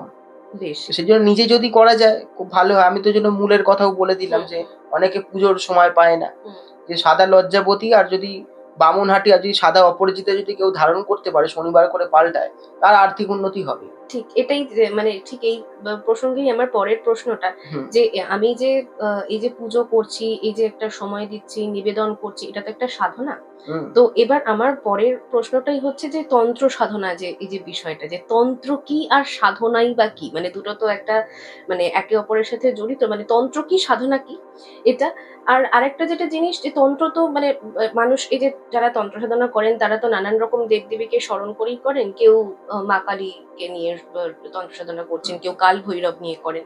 তো সেক্ষেত্রে কে কাকে নিয়ে সাধনা করবেন বা তার এই পথপ্রদর্শক কে হবে সেটা তারা কিভাবে বুঝতে পারেন? এটা কি দেবতারা তারা নিজেদেরকেই মানে তাদেরকে কোনো দিক দেখান বা কোনো পথ দেখান সেই হিসেবে হয়? মানে এটার বিষয়ে যদি কিছু বলো। প্রথমেই বলি তন্ত্র হচ্ছে গুরু শিষ্য পরম্পরা। ঠিক আছে? তন্ত্র মানে আমি চাইলাম আজকে ভাবলাম যে একটু লম্বা, লম্বা চুল রাখবো, একটু মাথায় লাল একটু কাপড় লাল পরে। কাপড় পরবো, এগুলো তন্ত্র হয় না। জ্যোতিষটাও যেমন আমি বললাম যে এটা একটা সিক্স সেন্স এবং ভগবানের আশীর্বাদ ছাড়া হয় না। তন্ত্রের ক্ষেত্রে তো পুরোপুরি মানে গুরু শিষ্য পরম্পরা। পুনর্লিখিত সবকিছু। যে যার হবে তার ওই যে যেটা বললাম জন্মকুষ্ঠী বা জন্মকুণ্ডলীটা অবশ্যই বিচার করা দরকার যে তার কোন দিকে কোন পথে গেলে তার ভালো হবে। ঠিক আছে? তো এটা গেল নাম্বার 1। নাম্বার 2 হচ্ছে যে তুমি যেটা বলছিলে যে তন্ত্র সাধনা বা তন্ত্র সাধনার ক্ষেত্রে সেটা কিন্তু যে কোন দেবদেবীর সে সাধনা করবে সেটা একমাত্র গুরুই বলতে পারে। গুরু যে মন্ত্রে দীক্ষিত হবে বা সে যে মন্ত্রে দীক্ষিত হবে, অনেকে থাকে তার গুরুদেব হয়তো বগলামুখী, মা বগলামুখীর মন্ত্রে দীক্ষিত। তাহলে সে তার বগলামুখী তার ইষ্ট দেবী হবে। বা আমি বলতে চাইছি, ধরো কেউ যে যারা সাধক হুম, হচ্ছেন, হুম, হুম। তারা যে সাধনা করবেন এই চিন্তাধারা বা এই এই বহিঃপ্রকাশটা কি করে হয়? এটা কি তাদের ছোটবেলা থেকে হয়, না হঠাৎ করে অনেক ছোটবেলা থেকে হবে, গ্রহগত অনেক যোগাযোগ থাকে। যেমন তন্ত্র সাধনা করতে গেলে শনিদেবের একটা শনিদেবকে আমি তো যেটা বললাম প্রথমেই যে শনিদেব হচ্ছে স্পিরিচুয়াল একটা গ্রহ। কর্মের যেমন আছে কর্মের অধিপতি মানে কর্মফলদাতা তেমন হচ্ছে স্পিরিচুয়াল একটা গ্রহ। এছাড়াও না তন্ত্র অনেকেই জানে না তন্ত্রের সাধনার ক্ষেত্রে সাহায্য করে কেতু। রাহু কেতু কোনো রাশির হয়তো সেভাবে স্থান পায়নি কিন্তু কেতু যার ভালো হবে বা কেতুর প্রভাব থাকে তারা কিন্তু তন্ত্র সাধনা করে। আচ্ছা। তো কেতু গ্রহ যদি কারো সহায় হয় বা যার কারো যদি জন্ম ছকের ভিতরে সে যদি কেতুর নক্ষত্রে জন্মায় বা ভালো শুভ সংযোগ করে, কেতু বৃহস্পতি শনি বা এটা যদি মূল ত্রিকোণে থাকে বা একটা যোগ থাকে, তাদের ভিতরে ওই তন্ত্র সাধনা ছোট থেকেই থাকে আচ্ছা। বা আধ্যাত্মিক চেতনা থাকবে। আচ্ছা। এবার দীক্ষা হলো, দীক্ষার পরে সে যদি চায় যে আমি ইষ্ট দেবদেবীর যেমন সাধনা করছি সেটাও, এছাড়াও অনেক রকমের সাধনা হয়, ভালোও হয় খারাপও হয়, হুম, হুম। ভালোও কাজ হয় খারাপও হয় ওটা তন্ত্রে। নিয়ে একটু পরে আসছি। এইখানটাতেই আমি জিজ্ঞেস করবো, তোমার সাথে তারাপীঠের একটা ওতপ্রোত সম্পর্ক রয়েছে। হ্যাঁ, তো সেইটা নিয়ে কিছু বলতে চাইবে? তারাপীঠে মায়ের জায়গা। মায়ের ৫১ পীঠের ভিতরে একটা সতীপীঠ, তারাপীঠ, মহাপীঠ বলা যায়। তো সেই জন্য বলা হয় এখানে বহু মানে জ্ঞানী গুণী বড়, বড় সাধকরা সাধনা করেছে। তারাপীঠে কি মা আছে? মা সর্বত্রই আছে। কিন্তু সেখানে যেহেতু সাধকের পায়ের ধুলো আছে, সেজন্য তারাপীঠের মাহাত্ম্য অনেক বেশি। একদম। ঠিক আছে? তারাপীঠে ভালো কাজই হয়, এছাড়াও খারাপও করছে অনেকে। কিন্তু খারাপ কাজ মানে কারোর সংসার ভেঙে দেওয়া, আমি বলছি তন্ত্রে তো অনেক নেগেটিভ কাজ আছে আমি বলছি। বলতে হচ্ছে খারাপও লাগে আমার। আমি কখনো এই কাজগুলো নিয়ে ভাবতেও পারিনি বা আমার গুরুদেব সেই শিক্ষা দেয়। আসছি, এটা নিয়ে এরপরেই হুম, আসছি। তো এবার আ হচ্ছে কাজ করে। এবার তাদের আমি দেখেছি যে এটা না পুরো বুমেরাং এর মতন তন্ত্র কাজ করে। মানে আমি যদি ভালো করি কারোর, আমারও ভালো ভগবান করবে। আমি নিশ্চয়ই। ভগবানকে সাধনা করছি। খারাপের ভিতরেও আছে যারা অপদেবতার সাধনা করে, অপদেবতার পুজো করে। হুম, অপদেবতারও পুজো হয় যেমন হুম, পিশাচ সাধনা, হুম, ডাকিনী, ডাইনি সাধনা হুম, এগুলো যারা করে, অনেকের সংসার ভাঙার জন্য, অনেক খারাপ ক্ষয়ক্ষতি করার জন্য এগুলো করে। হুম। তাদের কিন্তু কোনো সাংসারিক জীবন থাকে না। তাদের জীবনটা এলোমেলো হয়ে যায়। এলোমেলো হয়েছে। কেউ হয়তো বিবাহিত অবস্থায় তন্ত্র সাধনা করছে। তার কিন্তু জীবনে কিন্তু অনেক ক্ষয়ক্ষতি নামবে। অশান্তি নেমে আসে। অশান্তি কেন? তার স্ত্রী হয়তো অকাল মৃত্যু হতে পারে। মানুষের চোখের জল পড়ছে না, তুমি তো মানুষকে ক্ষতি করছো, খারাপ কাজ করছো। একদম। তার এফেক্ট তার কিন্তু পরিবারে পড়বে। অকাল মৃত্যু হলো, ক্ষয়ক্ষতি হলো, সবাই ছেড়ে চলে গেল। তাকে একা করে দেবে। এই বিষয়টা কাজ করে। হুম, এবং আমাদের দশমহাবিদ্যা আমাদের আছে তন্ত্রে আছে যে দেবী দুর্গার ১০ টা রূপ আছে। হুম। যেমন মাতঙ্গী আছে। এদের সঙ্গে কিন্তু দেবী মাতঙ্গীর সঙ্গে কিন্তু এই যে দশমহাবিদ্যার কথা বলছি, এনাদের সাথে কিন্তু আমাদের গ্রহদেরও একটা সম্পর্ক আছে। হুম, ধরে নাও আমি বলছি যে রবি যদি কারোর খারাপ হয়, এই যে তুমি বলছিলে যে আমি যখন হুম, ১ম এ রুবিটা দেখাচ্ছিলাম, হুম, যে কেউ চুনি পড়তে পারছে, তার কি উপায় আছে? হুম। যেমন সূর্যদেবকে জল দেওয়ার একটা উপায় আমি বললাম, আদিত্য হৃদয় স্তোত্রর কথা বললাম। দেবী মাতঙ্গীর যদি কেউ পুজো করে কেউ কবচ ধারণ করতে পারে, তাতেও কিন্তু রবি ভালো হবে, রবি গ্রহ বলবান হবে। আচ্ছা। মাতঙ্গী আছে, যদি কারোর কেতু খারাপ থাকে বা কেতু মানে কারোর যদি নজর লাগার ধাঁচ থাকে, নজর দোষ বা এই বিষয়টা না কেতু থেকে আসে। আচ্ছা। ঠিক আছে, তো এবার তার হয়তো জন্মছকে দেখা যাচ্ছে কেতুর যে রত্ন, মেন রত্ন, সেটা হচ্ছে ক্যাটসাই। ক্যাটসাই সে ধারণ করতে পারবে না। সে যদি ধূমাবতী, মা ধূমাবতী, দেবী ধূমাবতী যদি কবচ ধারণ করে, তার ক্ষেত্রে কিন্তু খুব ভালো একটা রেজাল্ট পেতে। আচ্ছা। তার নজর দোষের প্রভাবটা কমে যাবে। কেতু খারাপ থাকলে তার উপর খুব সহজে ব্ল্যাক ম্যাজিক করার একটা টেন্ডেন্সি থাকে, গুপ্ত শত্রু তার থাকে, সেই বিষয়গুলো তার নাশ হবে, চট করে লাগবে না। কারো যদি শনি দেবতা খারাপ থাকে, অনেকে বলে নীলা নিয়ে একটা ভয়ঙ্কর কনসেপ্ট আছে, নীলা সবাই ধারণ করতে পারবে না, কি হবে। সত্যি করা যায় না, অনেক লগ্নে সেগুলো সাপোর্ট করে না, পড়া উচিত নয়, আমরাও দিই না, চট করে সহজে দিই না। শনিদেবের দেবী হচ্ছে মা দক্ষিণাকালী। যদি দক্ষিণাকালী মানে কালীঘাটে যে মা স্থান আছে, স্থান নিয়েছেন, ওখানে আছেন কালীঘাটে যে মা দক্ষিণাকালী, যদি দক্ষিণাকালীর পুজো করে বা দক্ষিণাকালীর নাম বা মন্ত্র জপ করে, তাহলেও কিন্তু তার খুব ভালো কাজ হবে। ঠিক আছে, তাহলে তার কিন্তু শনিদেবের যে নেগেটিভিটি যদি জন্মছকে থাকে, সেটা আস্তে আস্তে করে পজিটিভ হবে, তাকে শনিদেব পজিটিভ রেজাল্ট দেওয়া শুরু করে। তো এই বিষয়গুলো কিন্তু কাজ করে দশমহাবিদ্যার মধ্যে, আমরা এই কাজগুলোই করি। আচ্ছা। যে অনেকে যাদের বিভিন্ন রকম সমস্যা আছে, তাদের হয়তো কারোর হয়তো মাঙ্গলিক যোগ আছে, মাঙ্গলিক দোষ নিয়ে তো আমরা মানে ভুক্তভোগী, আমি নিজে অ্যাস্ট্রোলজার হিসেবে ভুক্তভোগী। কি করছে যে নাকি, আমি এটা আমার খুব অবাক লাগে বা খারাপ লাগে যে গাছের সাথে বিয়ে দিয়ে গাছকে কেটে ফেলছে। যে গাছ প্রাণ আছে, যে গাছে ফুল ফল সব হচ্ছে, যে গাছ আমাদের জীবন, মানে গাছের তো মানে অপূর্ণ জীবন, আমাদের অক্সিজেন দিচ্ছে, সেই গাছকে কেটে ফেলছে। তার অভিশাপ পড়বে না, সে তো কথা বলতে পারে। এইভাবে মাঙ্গলিক দোষ কাটে। বিষ্ণু এর সাথেও বিয়ে দেয়, হ্যাঁ, মানে আমি দেখেছি শিব ঠাকুরের সাথে বিয়ে দিচ্ছে। আমি শিব ঠাকুরের কি যোগ্য, মানে আমি, সে তো ভগবান, দেবাদিদেব মহাদেব, তার সাথে বিয়ে দিয়ে দিচ্ছে হঠাৎ করে, তার সাথে বিয়ে হওয়ার পরে আমার নাকি মাঙ্গলিক, নিজেকে ভাবানোর মানে আমি বা কি সতী বা পার্বতী হওয়ার যোগ্য যে আমি শিব ঠাকুরের সাথে গলায় মালা পরিয়ে দিতে, নিজের পাপের ভরা পূর্ণ হয়ে গেছে, মানে এটা তো সম্ভব নয় জিনিসটা, মানে এটা ইম্পসিবল। তো এইগুলো হচ্ছে, কেউ নারায়ণের সঙ্গে বিয়ে, কিন্তু এগুলো নয়। কি মেন মঙ্গলের জন্য যদি কেউ মাঙ্গলিক যোগ খণ্ডন করতে চায়, তাহলে সেই ক্ষেত্রে বগলামুখী প্রয়োগ করলে খুব ভালো হয়। এবং মা বগলার আর একটা গুণ আছে, মা বগলা যেহেতু মঙ্গলের দেবী বললাম, মামলা মোকদ্দমা যদি কেউ মামলায় ফেঁসে যায় বা আইনত কোনো সমস্যায় পড়ে, সেই ক্ষেত্রেও বগলামুখীর পুজো করলে এবং শরীর স্বাস্থ্য দিক থেকেও শরীর স্বাস্থ্য ভালো হয়। যদি কারোর লগ্ন, যদি কারোর মেষ বা বৃশ্চিক লগ্নে জাতক জাতিকা হয়, তাদের ক্ষেত্রে মা বগলামুখীর কবচ ধারণ করা খুব ভালো হয়। এছাড়াও ওই যে বললাম জন্মছক বিচার করার ব্যাপার আছে। এছাড়াও যদি কারো মামলা মোকদ্দমা বা আইনি ঝামেলায় পড়ে যায়, তার সেক্ষেত্রেও মা বগলা কিন্তু রক্ষা করে, তাকে জয় লাভ করতে সাহায্য করে। যে দীর্ঘদিন একটা হয়তো মামলা চলছে, সেটাকে কিন্তু মানে সেখান থেকে একটা মানে মানে বিজয় পাওয়ার জন্য, জয় পাওয়ার জন্য মা বগলার আমরা প্রয়োগ করি। বেশ, আপনারা যারা এতক্ষণ ধরে শুনছেন, যদি দর্শকের মধ্যে কারোর মনে হয় যে অর্পণদার সাথে যোগাযোগ করবেন, স্ক্রিনে আমাদের নাম্বার দেওয়া থাকবে, আপনারা সরাসরি অর্পণদার সাথে যোগাযোগ করতে পারেন। আপনাদের যা যাবতীয় সমস্যা রয়েছে, সেই সমস্ত সমস্যার সমাধানের এখানে বসে আছেন উনি সমস্ত সমাধান করে দেবেন। এবং এর পরবর্তীতে আমরা আড্ডাটা আবার এগিয়ে নিয়ে যাই। একটু আগে তুমি কর্মফলের কথা বলছিলে, তো সেই প্রসঙ্গে আমার জানতে ইচ্ছে করছে যে পরজন্ম কি, এবং আরেকটা কথা, যদি পরজন্ম বলে আদৌ কিছু হয় কি না হয় সেটা তোমার কাছে জানতে চাইবো। এবং আবার এটাও শোনা যায় যে এই জন্মের কর্মফল এই জন্মেই মিটিয়ে দিয়ে যেতে হয়। আবার এই কথাটাও শোনা যায় যে ওই তো ওর আগের জন্মের কর্মফলের জন্য এই জন্মে ওর ভাগ্য খারাপ। তো এই বিষয়টা একটু ক্লিয়ার করো। বিষয়টা হচ্ছে, আমরা এত বছর ধরে ভেদিক অ্যাস্ট্রোলজির সাথে যুক্ত আছি, তো আমাদের জোটক বিচার করা হয়, জানো তো, মানে যে দুটো জন্মছককে, পাত্র পাত্রী জন্মছককে মেলানো হয় যে কতটা মিলছে, 36টা পয়েন্ট থাকে, সেখান থেকে মেলানো হয়। সেখানে একটা পার্ট আছে যেটা হচ্ছে যোনি। যোনি মানে কি, বা যোনি মানে হচ্ছে যেখান থেকে জীবের উৎপত্তি, যেখান থেকে জীবের উৎপত্তি। এবার এই যোনি না, প্রত্যেকের জন্মছকে একটা করে পশু পাখি বেরোবে।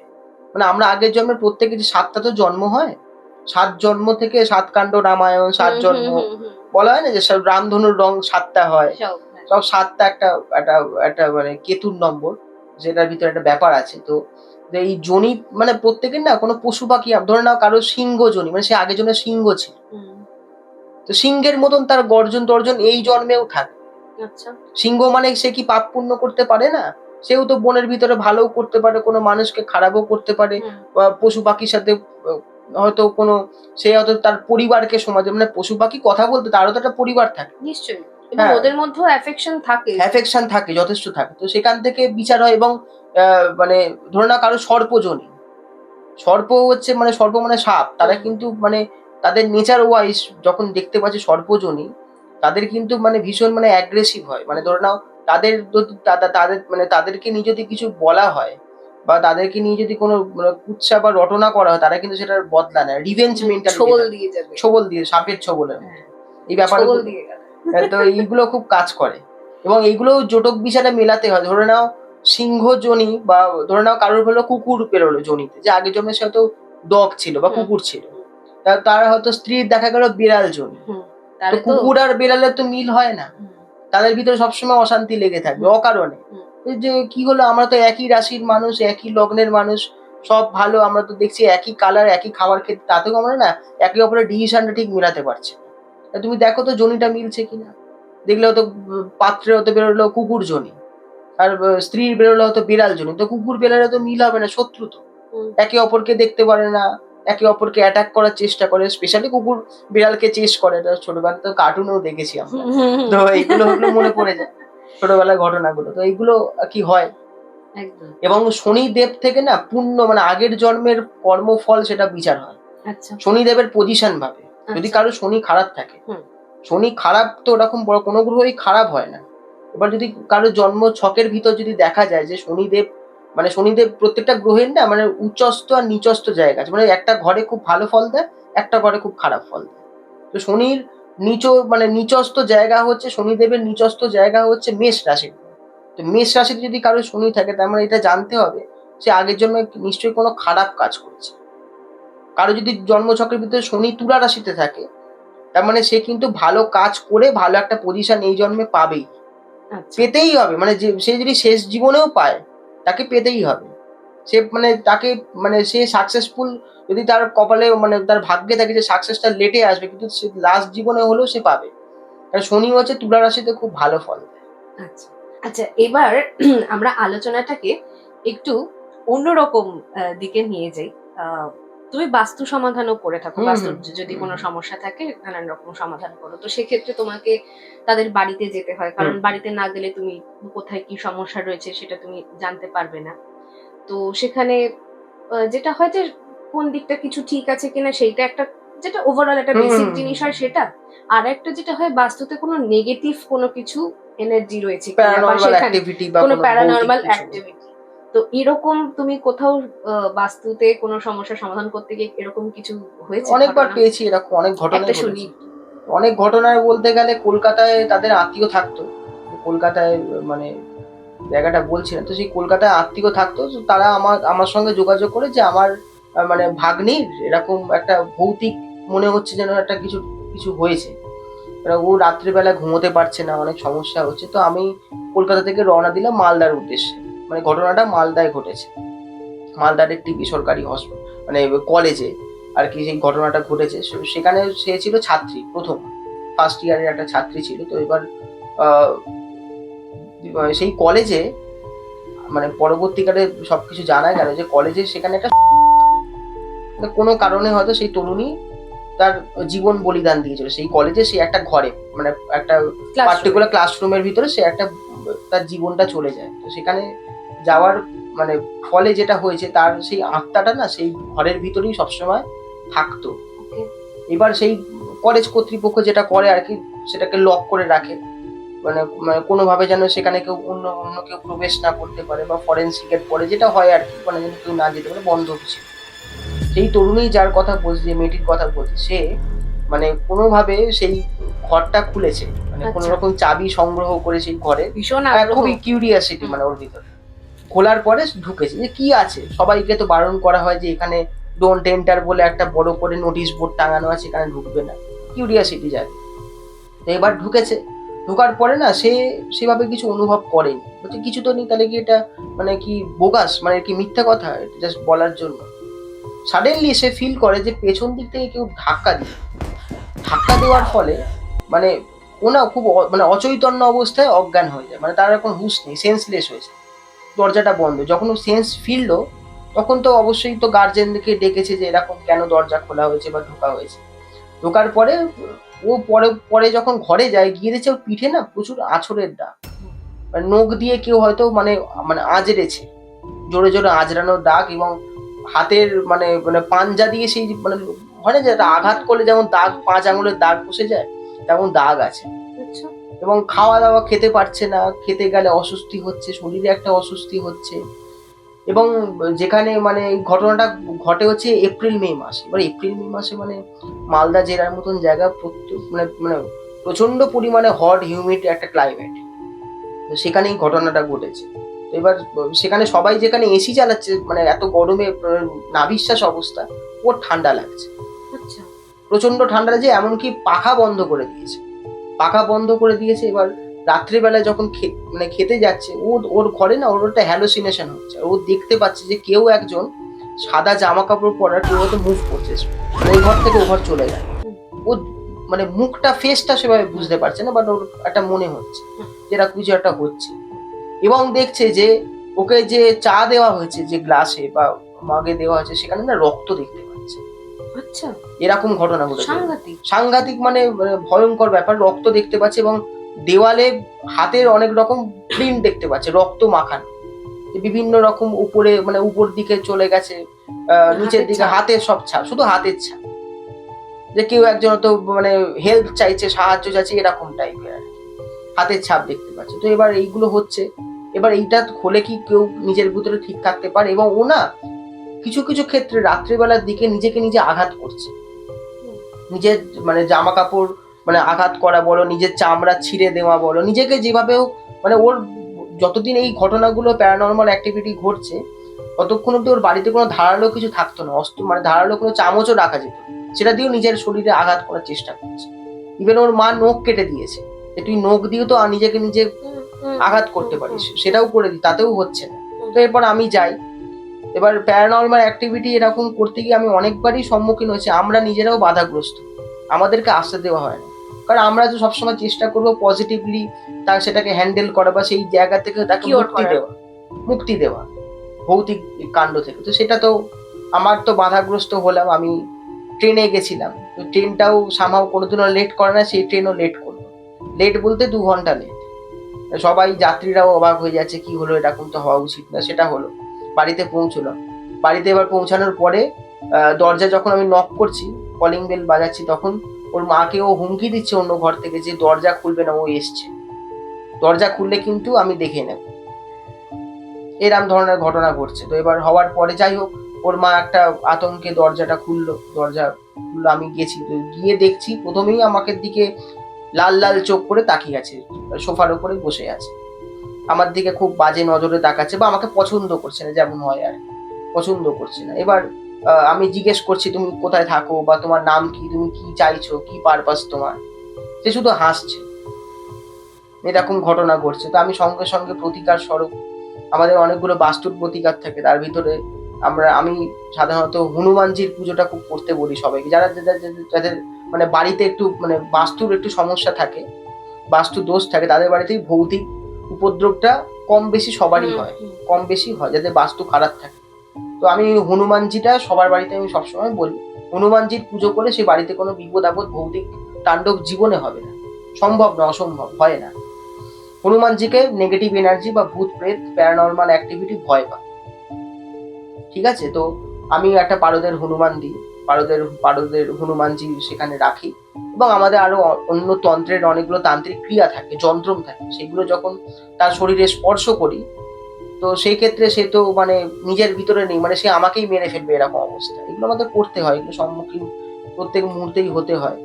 এবং কোনো যদি কোনো আত্মা বা প্রেতাত্মা ঢোকে না, সেটা চুলের মাধ্যমে ঢোকে।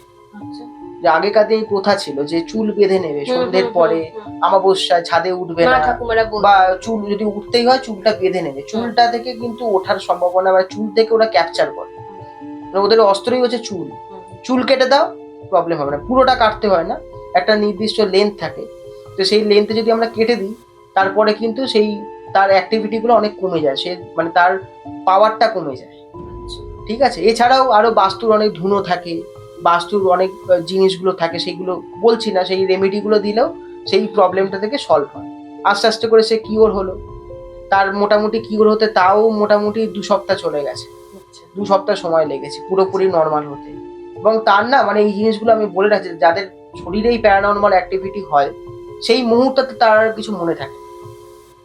বা আগের কিছু মুহূর্ত তার কাছ থেকে কিন্তু কেড়ে নেয়, মানে ভুলে কিছু যায় সেসব। কিছু না কিছু জিনিস নিয়ে যায়। যাদের বাড়িতে পেট ডগ থাকে বা পেট কিছু যদি পশু পাখি পোষে, যখন কোনো আত্মা যায় না কিছু না কিছু নিয়ে যায়। ওই জন্য বলা হয় যে মানে বাড়িতে প্রত্যেকেরই পেট রাখাটা ভালো, তারা অনেক কিছু দেখতে পায়, তারা অনেক কিছু বুঝতে পারে, আমাদের থেকেও বেশি তারা বেশি ফিল করে। একদম। তো তারা কি করে মানে মানে যাওয়ার সময় কিছু তো নিয়ে যাবে, কারণ তো সেই প্রাণটা তো নিতে পারছে না, কারণ প্রতিকার দেওয়া বা কিছু দেওয়া আছে, কিছু না কিছু নিয়ে যাবে, তো স্মৃতিই নিয়ে চলে যায়। অনেক ক্ষেত্রে তার মনেই থাকে না যে তার লাস্ট 2 বছরে কি হলো, লাস্ট 1 বছরে কি হলো, সে ভুলে যায়। তো এরকম ঘটনাও ঘটেছে, তার আর মনেই নেই যে কিছুদিন মানে তার স্মৃতি নিয়ে গেছিল সে আত্মা মোটামুটি 2 মাসে। সে যে মানে সবে সবে অ্যাডমিশন পেয়েছিল তো কলেজে, তার সেটা মনেই নেই, সে ভাবছে সবে তো স্কুল থেকে বেরো, এ বাবা, তার মনেই নেই কোনো জিনিসই, মনে আমাকেও চিনতে পারছে না, আপনি কে, আপনি কেন এসছেন এখানে, তার মনেই নেই টোটাল সেই জিনিসটা থেকে পুরোপুরি তার মানে মানে আর কিছু খেয়াল থাকে। দারুণ একটা গল্প শুনলাম। মানে আজকে যদিও আমাদের পডকাস্টটা ঠিক এই ওরিয়েন্টেড নয়, কিন্তু তার মধ্যিখানেও একটা দারুণ গল্প শুনলাম। এবং এরকম ধরনের গল্প যদি আপনারা আরো শুনতে চান এবং অর্পণদার সাথে এই আলাপচারিতা যদি আপনারা চান, তাহলে পরে কমেন্ট করতে পারেন। যত বেশি কমেন্ট হবে তত তাড়াতাড়ি এপিসোড আসবে। আচ্ছা, আমরা তাহলে পরবর্তী আমাদের প্রশ্নটাতে চলে যাই। সেটা হচ্ছে যে এই যে সোশ্যাল মিডিয়ায় নানান ধরনের আজকাল তো ফেসবুক ইনস্টাগ্রাম খুললেই সবাই এখন জ্যোতিষী, তো সবাই নানান রকম টোটকা দেয়, এটা করলে এটা হবে, ওটা করলে ওটা হবে, এটা কতটা বিশ্বাসযোগ্য, আদৌ এগুলো কি হয়? না না না, মানে টোটকা করা যায়, টোটকার প্রভাব কিন্তু মানে ধরে নাও সবার তো সবটা স্যুট নাও সব করতে পারে। শুট করা বলে নয়, মানে টোটকা কাজ করে অবশ্যই, ভগবানকে ডাকার মতন তো ভালো কিছু হতে পারে না। একদম। কিন্তু কোনো ধরে না, আমি বললাম যে কলা গাছের যদি গোড়ায় মানে একটু যদি মানে গুড় জল যদি কেউ দিতে পারে তার বৃহস্পতি ভালো হয়। হুম। বা সবার ক্ষেত্রেই যে যাদের বৃহস্পতি খারাপ তাদের যে ওটাই করলে কাজ হবে তার কিন্তু কোনো মানে নেই। হুম। তো আলটিমেটলি জন্মকুষ্টি, জন্মছক, জন্মছক বিচার করলে আমরা বলতে পারি যে কোন মানুষের কি টোটকা করলে ভালো হয়, বা কোন দেবদেবী তার ইষ্ট, বা কোন কার পুজোটা করলে তার ভালো হয়। মানে দেবদেবী তো আলটিমেটলি একটা এনার্জি, কিন্তু দেবদেবী আমি যেটা বললাম যে আমার যদি দাঁতের সমস্যা হয় আমি কি কার্ডিওলজিস্টের কাছে যাব? না। আমি ডেন্টিস্টের কাছেই যাই। তো সেই ক্ষেত্রেও আমাদের জডিয়াক বা রাশি অনুযায়ী বা আমাদের জন্ম ছক অনুযায়ী সেখান থেকে বলে দেওয়া যায় যে কোন দেবদেবীর পুজো করলে বেশি আমরা ফলপ্রদ রেজাল্ট পাবো। এবং এইখান থেকে আমার জানতে ইচ্ছা করছে, যেরকম আমাদের হয় না, দেখবে এই আমাদের পুজো আর্চার সাথে কুসংস্কার একটা ভীষণ একটা ওতপ্রোত ভাবে জড়িত। এবং মা ঠাকুমারা এটা করতে হবে, এটা নিয়ম। এবার তুমি প্রশ্ন করো কেন, না সেটা জানি না, কিন্তু এটা নিয়ম। যেরকম অনেক রকমের হয় যে পুজোতে কেউ নিত্য পুজোতে প্রদীপে কালো তিল দিচ্ছে, হ্যাঁ, না না এই করছে, তো এইগুলো কতটা মানে না না, এফেক্ট এগুলো ফেলে? বেশিরভাগ মিথই আছে, যে এরম আমি এটাও শুনেছি যে এঁঠো সগড়ি হয়ে যাওয়া, হ্যাঁ। এটা ছুঁয়ে গেল মানে সেটা খাবারটা নষ্ট হয়ে গেল, হ্যাঁ। সেটা কখনোই নয়। মানে আমরা তো মা কালীকেও মাছ দিই, তাই। তারা মাকে শোল মাছ দিই, হুম। মাংস দিয়ে পুজো হয়, হুম। মায়ের পাঁঠার মাংস দিয়ে পুজো হয়। তো হুম। সেই ক্ষেত্রে এগুলো মানে আমাদের কি হয় বলতো, আমাদের যে জিনিসটা আমরা শিখে আসি এটা তো মানে বেদের একটা অঙ্গ জ্যোতিষ। তো এবার সেটা মানুষের দ্বারা তো বিভিন্ন ভাবে তো মানুষের কাছে পৌঁছচ্ছে। এবার সেখানে কি হচ্ছে মানে ঠিকটা আস্তে আস্তে করে মানে সঠিক জিনিসটা কমে ভুল জিনিসটাই মানুষের কাছে বেশি, নিজের মনের থেকে বানিয়ে মন বানিয়ে বা কিছু মন গড়া একটা কিছু বলে যে এটা হ্যাঁ। করলে ভালো হয়, ওটা করলে ভালো হয়। মানে আল্টিমেটলি ওটা করলে হবে না। মেইন হচ্ছে জন্মছকটা যদি সম্ভব হয়, যদি খুব কম বয়স হয়, কম বয়সেই জন্মছক বিচার করাটা আগে দরকার। কারণ আমি কি নিয়ে পড়াশোনা করব? কোন দিকে এগোবো? আমার কি চাকরি হবে না ব্যবসা হবে? হুম। বা আমি অন্যান্য আর কি ফিল্ডে যেতে পারি? হুম। চাকরি ব্যবসা ছাড়াও যদি আমি কোনো শিল্প জগতে পা দিতে চাই সেই ক্ষেত্রেও সেটা দেখার বিষয়। আর শিল্প মানে তো একটা ভাস্ট সাবজেক্ট। মানে শুধু তো অভিনয় মানেই শিল্প নয়, গান মানে তো না, রান্নাও তো একটা শিল্প। একদম তো রান্নার একটা সাবজেক্ট আছে, তার আবার একটা যোগ বা একটা গ্রহের একটা একদম কানেকশন আছে, সেটাও দেখতে হয় আমাদের। একদম।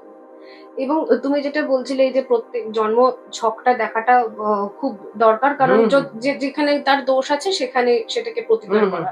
এবার প্রতিকারের উপায় হিসেবে যেটা আমরা শুনে থাকি যে রত্ন ধারণ করা। হুম। তো এই রত্ন ধারণ করা নিয়েই আমি তোমার কাছে জানতে চাইবো যে এই রত্ন ধারণ করলে সত্যিই কি এর প্রতিকার হয়? বা এরকমও শোনা যায়, বা ধরো যে যার সেই আর্থিক অবস্থা নেই যে সে এই রত্নটা ধারণ করবে, কারণ এগুলো যথেষ্ট এক্সপেনসিভ। তো বলা হয়ে থাকে সেক্ষেত্রে সেই রঙের জামাকাপড় পরলেও নাকি হুম, তার হুম। এফেক্টটা হয়। এটা নিয়ে কি বলবো? রত্ন ধারণ করলে তো খুবই ভালো। মানে এটাও তো কথায় আছে যে চুনি হিরে পান না, কিনতে গেলে কান্না। তো এটা সত্যি ঘটনা যে রত্নের সত্যি মূল্য আছে। সঠিক রত্ন, সঠিক গ্রহরত্নের মূল্য আছে। মূল্যবান সেই রত্ন। তো রত্ন ছাড়াও প্রতিকার বলতে অনেকভাবে, অনেক রূপে করা যায় প্রতিকার। তো রত্ন অবশ্যই কাজ করে। মানে বেসিক্যালি রত্ন না রঙে কাজ হয়। মানে বেসিকটা বলছি, একদম সোজা সাপটা ভাষা যদি বুঝতে হয়, যেমন হচ্ছে রবির রং হচ্ছে গোলাপি বা লাল। বা রেডিশটা একটু হালকা, মানে দুধে আলতা রং। হুম। সেই রংটা হচ্ছে রবির রং। তো এবার সেক্ষেত্রে তুমি চুনি, আমি যেটা চুনিটা ফোকাস করে দেখালাম, তখন ক্যামেরায় দেখালাম যে চুনির রং হচ্ছে গোলাপি। তো চুনিটা কি করছে? চুনির যে রংটা, যে সূর্যের যে রং আছে, মানে সূর্যের যে আলো আছে, সেই আলোটা কিন্তু ওই পাথরের মাধ্যমে পেনিট্রেট করে আমাদের শরীরে ঢুকছে। সেই রংটার কালার থেরাপি যেটাকে বলে। রাইট। তো সেটার জন্যই তুমি যেটা বলছিলে না যে ওই রঙের জামা পরলেও কি কাজ হয়? হয়। কিন্তু কেন বলতো রত্ন পরলেই বেশি কাজ হয়? তার কারণ হচ্ছে তার শুধু রঙে নয়, রত্নর যে রুবির একটা তার কেমিক্যাল কম্পোজিশন আছে।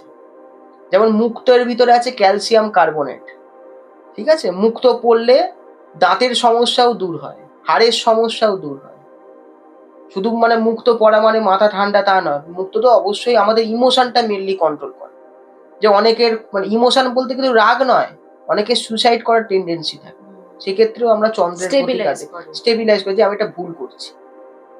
এই তুমি রত্নর কথা বললে, এটার প্রসঙ্গেই জানতে চাইবো, শুনেছি এরকম যে রত্ন নাকি সোনা দিয়ে পড়তে হয় না? রত্ন না সোনা দিয়ে পড়তে হয় না বা পড়া যায়। এবার বিষয়টা হচ্ছে না, প্রত্যেকটা আমি স্পেশালি এটা মেইনটেইন করি বিষয়টা, যে রত্ন যখন দিই, রত্নের সঙ্গে রত্নের ধাতুটাও ইম্পোর্টেন্ট। হুম। যথেষ্ট তাৎপর্য রাখে। যেমন বলছি যে রুবি পড়তে গেলে, আমি রুবিটা নিয়ে আলোচনা করছি। রুবি পড়তে গেলে সোনা দিয়ে পড়লে খুব ভালো। এবার সোনা এখন বর্তমান বাজারে যা মূল্য, অনেকে পারবে না। হুম। সেক্ষেত্রে তামাও তারা ব্যবহার করতে পারে। আচ্ছা। বা প্রবালের ক্ষেত্রে বলি, সোনা দিয়ে পড়লে খুব ভালো। এছাড়াও যদি কেউ অ্যাফোর্ড না করে, তাহলে প্রবাল তো অনেক ক্ষেত্রে সিলিন্ড্রিক্যাল শিট, মানে সরু একটা ক্যাপসুল টাইপের হয়। অনেক ডিজাইনের হয়, ত্রিভুজ আকারেরও হয়, ওভাল টাইপেরও হয়। বেশিরভাগ ক্ষেত্রে দেখবে যে একটা ক্যাপসুল টাইপের হয়। রক্ত পড়ার কথা হুম বা লাল হুম পড়ার হুম। কথা বলছি। সেক্ষেত্রে সোনা তো অনেকটাই লেগে যায়। সেটা কিন্তু তামা দিয়েও পড়ে। প্রত্যেকটা গ্রহের ধাতু আছে। সেই ধাতু ওরিয়েন্টেড যদি আমরা ধাতু দিয়ে যদি পড়া যায়, খুব ভালো কাজ হয়। নীলার ক্ষেত্রে আমি রূপোই দিই, সাধারণত রূপোটাই সাজেস্ট করি। ক্যাটসাইয়ের ক্ষেত্রে আমি যেমন বলি যে সোনা দিয়ে পড়লে খুব ভালো হয়। পান্নার ক্ষেত্রে সোনা দিয়ে পড়লে ভালো হয়। কেন? সোনা হচ্ছে পান্নার ক্ষেত্রে তামা কাজ করবে না। সোনা দিয়ে পড়লে রবির যেহেতু ধাতু, প্রধান ধাতু হচ্ছে সোনা। হুম। সেই জন্য আর বুধের ধাতু হচ্ছে সোনা। সেই জন্য বুধ মানে পান্না যদি সোনা দিয়ে পড়া যায়, খুব ভালো কাজ হয়। খুব জটিল বিষয় কিন্তু হ্যাঁ, জটিল এগুলো। বিষয়। প্রতিকারটা মানে অনেকটা সেই ডাক্তারবাবুর দেখানোর অবধি শেষ নয়। ডাক্তারবাবু কি মেডিসিন দিচ্ছে, তার উপর কিন্তু নির্ভর করে মানে পেশেন্ট কতটা হিল অ্যান্টিবায়োটিক করবে। দেওয়া হলো, কিন্তু তাতে ফল উল্টোও হতে পারে, আবার সারতেও পারে, হতে এরকম পারে। একটা কিন্তু ব্যাপার। ওষুধের মাত্রা এবং ডোজ যেমন ইম্পোর্টেন্ট, তেমন হচ্ছে সেই রত্নটা শুধু পড়লে হলো না। এবং রত্নের, জানো তো আমি একটা কথা বলি, রত্ন মানে কিন্তু যে ওই গঙ্গা জলে ছোঁয়ালাম আর ঠাকুরের পায়ে ছোঁয়ালেই কিন্তু শোধন হয় না। প্রত্যেকটা রত্নের আবার খাবারও আছে। এটা অনেকে জানে না, সেটা বলে কিরকম? না, কেউ আলোচনাও করে না। আমি বলছি যে চুনির খাবার, যদি কেউ চুনি পড়ে, সেটার খাবার হচ্ছে লেবুর রস। কারণ যেহেতু রুবি হচ্ছে, দেখো এগুলো তো প্রত্যেকটাই আর কি একটা মানে প্রাকৃতিক সৃষ্টি, ক্রিস্টাল, যে তাদের একটা নিজস্ব খাবার আছে। চুনি কিন্তু লেবুর রস গঙ্গা জলে শোধন হয়। আচ্ছা ক্যাটসাই শোধন হয় ত্রিফলায়। আচ্ছা। বয়রা হরিতকি আমলকি, যে ত্রিফলার জল অনেকে হুম হুম খায়। হুম হুম হুম। হ্যাঁ, পোকরাজ, পোকরাজ হলুদ রঙের হয়, এটা দেবগুরু বৃহস্পতির জন্য পড়া হয়। এটা কিন্তু ওই গঙ্গা জলে ছোঁয়ালে হবে না, এর খাবার আছে। কুলত্ত কলাই, উষ্ণ গরম জলে যদি কুলত্ত কলাই একটু ভেজানো হয়, তার রংটা হালকা হলদেটে হয়, সেই জলেই পোকরাজ শোধন। প্রবালের জন্য আছে আপনার লাল চন্দন, রক্ত চন্দন যদি দেওয়া যায় লাল মানে রক্ত প্রবালে, সেক্ষেত্রে খুব ভালো। এছাড়া পঞ্চামৃতে করা যায়, দুধ, দই, ঘি, গঙ্গা জল, মানে কালো তিল বা এমনি যদি চিনি দেওয়া যায়, পঞ্চামৃত করে করা যায়, কিন্তু মেন খাবার হচ্ছে এটা। আচ্ছা। এবং মুক্ত, মুক্তের খাবার হচ্ছে জয়ন্তী গাছের মানে জয়ন্তী পাতার রস। মুক্ত শোধন হয় জয়ন্তী পাতার রসে। আচ্ছা। নর্মাল যে জয়ন্তী গাছ পাওয়া যায় নার্সারিতে গেলেই ওরা দিয়ে দেয়, ওই পাতার রস যদি একটু পাতাটাকে পেস্ট করে যদি একটু স্টোনে দেওয়া যায়, তাহলে ক্ষেত্রে কিন্তু খুব ভালো কাজ করে। এগুলো তো মানুষ করে না। ঠিক। এবার আমরা একটু জ্যোতিষ নিয়ে তো অনেকগুলো হুম। কথাবার্তা হলো। এবার তোমার একটা ব্যক্তিগত প্রশ্ন করতে চাইবো যে এর পাশাপাশি তোমার একটা পরিচয় আছে, সেটা হচ্ছে তুমি অভিনয় করো। হুম। তো এই অভিনয়ে আসাটা কিভাবে হলো? অভিনয়ে আসা বলতে যেমন ছোট থেকে আমি যেটা বললাম যে স্পিরিচুয়াল ফিল্ডে আমার ন্যাক ছিল। তো আমাদের স্কুলে ড্রামা একটা সাবজেক্ট ছিল। হুম। মার্শাল আর্ট ড্রামা যেমন হয়, ড্রামা আমি পার্টিসিপেট করি এবং পার্টিসিপেট করার পরে আমি ভালো রেজাল্টও করি। ড্রামা থেকে আমি অ্যাওয়ার্ড পেয়েছি। এবং মানে তার আগেও অনেক মানে খুবই ছোট, আমার তখন মানে সেভাবে সেন্স ছিল না, ক্লাস 1 বোধহয় বা লোয়ার নার্সারিতে। গো অ্যাজ ইউ লাইক হতো আমাদের ছোটবেলায়। তো সেখানে আমি চার্লি চ্যাপলিনের একটা ক্যারেক্টার করেছি। আমি জানিও না, মানে জাস্ট ওই তখন তো ফোন নেই, ছিল না। না। টেলিভিশনে একবার দুবার চার্লি চ্যাপলিনের কিছু একটা অনুষ্ঠান দেখেছিলাম যে মা আমি এরকম সাজবো, মা আমায় সাজিয়ে দিয়েছিল। তো আমি সেই জিনিসটা হুবহু কিছুটা হলেও করে দেখিয়েছিলাম। তো সেখান থেকেই আমি দেখলাম যে না, যেখানে মানে দর্শকরা আমাকে এত ভালোবাসছে, এই বিষয়টা আমার খুব ভালো লাগে যে অভিনয় শুধু করবো তা না, যে আমাকে সবাই ভালোবাসছে, আমাকে নিয়ে মানুষ মানে ভাবছে, চর্চা করছে বা দেখছে, এই বিষয়টা আমার ভীষণ ভালো লাগে। যে তোমার প্রথম প্রজেক্ট কিভাবে হলো? আমার প্রথম প্রজেক্ট আমি অডিশন দিয়েছিলাম। আমি থিয়েটারটা প্রথমে করেছি। তো নাটক বা থিয়েটারের সাথে যুক্ত ছিলাম আগে। তারপরে আমি একটা অডিশন দিয়েছিলাম। আ সেটা স্টার জলসায় দিয়েছিলাম। তো সেখানে অডিশন দেওয়ার পর আমি প্রথম আমার কাজ 'কে আপন কে পর' বলে একটা সিরিয়াল হতো জনপ্রিয়। আচ্ছা, হ্যাঁ। সেখানে একটা নেগেটিভ চরিত্রে অভিনয় করেছিলাম। আচ্ছা। বেশ, এটাই মানে হচ্ছে। সেইখান থেকে হ্যাঁ, যাত্রা শুরু, তারপরে আর কি হ্যাঁ, আস্তে, হ্যাঁ, আস্তে হ্যাঁ। চলছে। আমার উইশেস থাকবে খুব শিগগিরই তোমাকে আরো একটা এরকম কোনো চরিত্রে দেখি, অবশ্যই। খুব ভালো কাজ হোক। যেটা তুমি একটু আগে বলছিলে সেই সূত্রেই আবার আমরা প্রশ্নতে ফিরি। আ সেটা হচ্ছে যেটা বললে যে নজর। হুম, এই নজর জিনিসটা কি? কারণ যেটা আমরা ছোটবেলায় এই মা ঠাকুমারা যেরকম ইয়ে করতেন যে শনি মঙ্গলবার করে শুকনো লঙ্কা বা হুম, হুম। পান পাতা দিয়ে একটুখানি আ আ মাথার উপরে বুলিয়ে আগুনে সেঁকে নিলে পরে একটা ইয়ে হতো। এই নজরটা কি সত্যি হয়? মানে এরকমও হয় যে বলে ওর নজর খারাপ, ওর নজর ভালো। এটা কি করে বোঝা যাবে যে কারোর নজর খারাপ না ভালো? কারোর যদি জন্ম ছকে, আমি যেটা বলছিলাম ৯ টা গ্রহের মধ্যে কেতুর অবস্থান যদি খারাপ হয়, তার সহজে হাওয়া বাতাস বা নজর লাগতে পারে। ঠিক আছে? এবং লগ্ন যদি কারোর উইক থাকে, দুর্বল থাকে, ঠিক আছে? এটা আমি জ্যোতিষের ভাষায় বললাম। নজর দোষ ঠিকই বলেছ, শুকনো লঙ্কা দিয়ে সত্যি কাজ হয়। হয় না নয়, এবং অনেক টোটকা আছে সেগুলোও কোনো মূল্যহীন, মানে সেগুলো কোনো মূল্য নেই। মন গড়া। আমি একটা টোটকা বলে দিচ্ছি, ৫ টা শুকনো লঙ্কা, আ একটু সাদা সর্ষে আর একটু নুন, সন্দক লবণ। ঠিক আছে? মানে এই ৫ টা শুকনো লঙ্কা, এগুলো কিন্তু শনি মঙ্গলবার করলে সবথেকে ভালো ফল পাওয়া যায়। অন্যান্য দিনে কিন্তু খুব একটা কাজ হয়। ঠিক এটা আছে? কেন? কারণ শনি মঙ্গলবার না, মানে তন্ত্র ক্রিয়া বা আমাদের শাস্ত্রে আছে যে তন্ত্র বিদ্যা বা তন্ত্র ক্রিয়া করলে সেটার ফল ডবল পাওয়া যায়। এই দুটো বারের মাহাত্ম্য আছে। যেমন পূর্ণিমা, অমাবস্যার মাহাত্ম্য আছে। হুম, হুম। জোয়ার ভাটার একটা হুম, হুম, মাহাত্ম্য আছে হুম, আমাদের হুম। ক্ষেত্রে। আমরা বলি যে সবসময় যদি বাড়িতে গঙ্গা জল আনতে হয়, জোয়ারের জলই আনবে। ভাটার জল কখনো বাড়িতে আনতে নেই। তার নোংরাগুলো আর্থিক মিশে যায়। অবনতি হয়। তুমি যে বলছিলে আর্থিক হুম, অবনতির হুম, কথা, হুম, হুম। আমাদের দর্শকরা তো সব পুরো ভিডিওটা দেখবেই। একদম। এটাও কিন্তু একটা টোটকা। ভাটার জল কিন্তু কখনো বাড়িতে আনতে নেই। জোয়ারের জল আনতে হয়। ফোনে তো মানে আমরা তো সবকিছু এখন খবরের কাগজ তো ফোনে চলে এসছে। একটু জোয়ার ভাটাটা যদি আমরা একটু দেখি ভালো করে, পঞ্জিকা ছাড়াও খবরের কাগজেও নিত্যদিন হুম, দেওয়া থাকে কবে হুম, জোয়ার ভাটা হুম। হয়, কখন কোন সময়। জোয়ারের জল বাড়িতে আনলে আর্থিক উন্নতি হয়। আচ্ছা। সেই জল যদি ছেটানো যায় বা সেটা দিয়ে যদি পুজো করা যায়, খুব ভালো হয়। ভাটার জল কখনো বাড়িতে আনতে নেই, হুম। ক্ষয়ক্ষতি হয়। যে টোটকাটা বলছিলে? হ্যাঁ, টোটকাটা হচ্ছে ৫ টা শুকনো লঙ্কা, অল্প সাদা সর্ষে এবং তার সাথে হচ্ছে অল্প সন্দক লবণ। নিয়ে আমাদের যে হাত আছে, এই যে হাতটা আশা করছি আপনারা দেখতে পাচ্ছেন, এই যে হাতটা, এইটার ভিতর মাঝখানে নিয়ে আঙুলটা না মুভমেন্টটা এই রাখবো, এই দিয়ে যে বাচ্চাটা মানে বুড়ো আঙুলটা সাধারণত এরম ভাবে লোকে রাখে, এরম রাখলে হবে না, মিডিলে রাখতে হবে, এরকম। এই নিয়ে যদি কোনো বাচ্চা হোক কি বয়স্ক যেই হোক না কেন, সবার ক্ষেত্রে এটা অ্যাপ্লিকেবল, সবাই করতে পারে। শনি মঙ্গলবার যে কোনো একদিন করতে মানে হবে। নিজেই নিজেকে করা যাবে? না, অপরজন করে দিতে হবে। আচ্ছা। নিজেকে নিজে করা যায় না। তার মাথা থেকে পা অবধি যেমন ঘড়ির কাঁটা ক্লকওয়াইজ চলে, অ্যান্টি ক্লকওয়াইজ যদি ৭ বার সেটাকে রাউন্ড করা যায় এবং যদি জ্বলন্ত আগুনে সেটাকে পুড়িয়ে দেওয়া যায়, তার 100% নজর দোষ কেটে যায়। খুব ভালো একটা টোটকা, সবাই মনে রাখবেন কিন্তু। একদম। এছাড়াও হনুমানজির যদি বাঁ পায়ের সিঁদুর কপালে ছোঁয়ানো যায় বা পরা যায়, তো সেই ক্ষেত্রেও নজর লাগে না, নজর দোষও কেটে যায়, বাহ! খাওয়া বাতাসও লাগে না। বাহ! এইখান থেকে এবার আমরা তাহলে পরের প্রশ্নটাতে যাই। সেটা হচ্ছে কথায় বলে যে মানুষের জীবনে বিয়ে একটা নতুন যোগ তৈরি হুম, করে।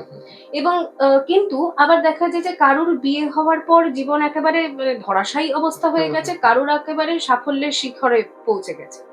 তো এই যোগ তৈরিটা তাহলে কি করে হচ্ছে? বা আমি এটা তাহলে কি করে বুঝবো যে আমি যাকে বিয়ে করছি সে আমার জন্য উপযুক্ত কিনা? কারণ এই বিয়ের সাথেই একটা বিষয় থাকে যে মাঙ্গলিক হুম, দোষের হুম। একটা ব্যাপার, যেটা নিয়ে আমরা একটু আগে কথাও বলছিলাম। তো আ সেই বিষয়টা নিয়ে কি বলবেন? বিয়ের ক্ষেত্রে আমরা তো সবসময় অবশ্যই তো আগে জন্মছকের পাশাপাশি জোটক বিচারটা করতে বলি, বা মাঙ্গলিকের সঙ্গে যদি মাঙ্গলিকের বিয়ে হয়, এটা একটা কথায় আছে নাকি যে খুব ভালো হয়, বা নাকি মাঙ্গলিকের সঙ্গে যদি মাঙ্গলিক যার নেই দোষ, তার সাথে বিয়ে হলে নাকি খুব ক্ষতি হয়। না, সেটা নয়। কনসেপ্টটা, বিষয়টা হচ্ছে যে মেন হচ্ছে জোটক বিচার। জোটক বিচারটা যদি আমরা করতে পারি, জোটক বিচারে সেটা দেখা যায় যে তাদের মধ্যে সামঞ্জস্য কেমন থাকে। হয়তো এরমও তো হতে পারে যে একজনের অত্যন্ত মাথা গরম, একজন সেই মাথা গরমটা নিতে পারে। হুম, তার ক্যাপাবিলিটি আছে সেটা হজম করে। হুম, দুজনেই যদি আগুনের একটা এলিমেন্ট পায়, দুজনের ভিতরে যদি রাগ থাকে, তাহলে তার যদি মাঙ্গলিক দোষ নাও থাকে, সে সংসার করবে কি করে? সবসময় অশান্তি, চেঁচামেচি, ঝামেলা। যদি দেখে শুনে বিয়ে হয়। এখনকার দিনে মানুষ তো মানে নিজের পছন্দই করে, করতেই পারে, অসুবিধা কিছু নেই। কিন্তু অবশ্যই জোটক বিচারটা করলে আমরা জানতে পারি। এবং মাঙ্গলিক দোষের কিন্তু একটা ক্রিয়া আছে, যেমন বগলামুখীর কথা বললাম। এছাড়াও একটা আলাদা পুজো আছে, তান্ত্রিক পুজো, সেটা বলতে নেই। সেই পুজোটা করলে কিন্তু তার কিন্তু 100% তার মাঙ্গলিক দোষের এফেক্ট কমে। একটা কথা আছে জানো তো? মাঙ্গলিক দোষ কাটানো। হুম, কিছু কাটানো যায়। হুম, কোন দোষই কাটানো যায় না। তুমি যেটা নিয়ে এসছো তোমাকে সেটার ফল ভোগ করতে হবে।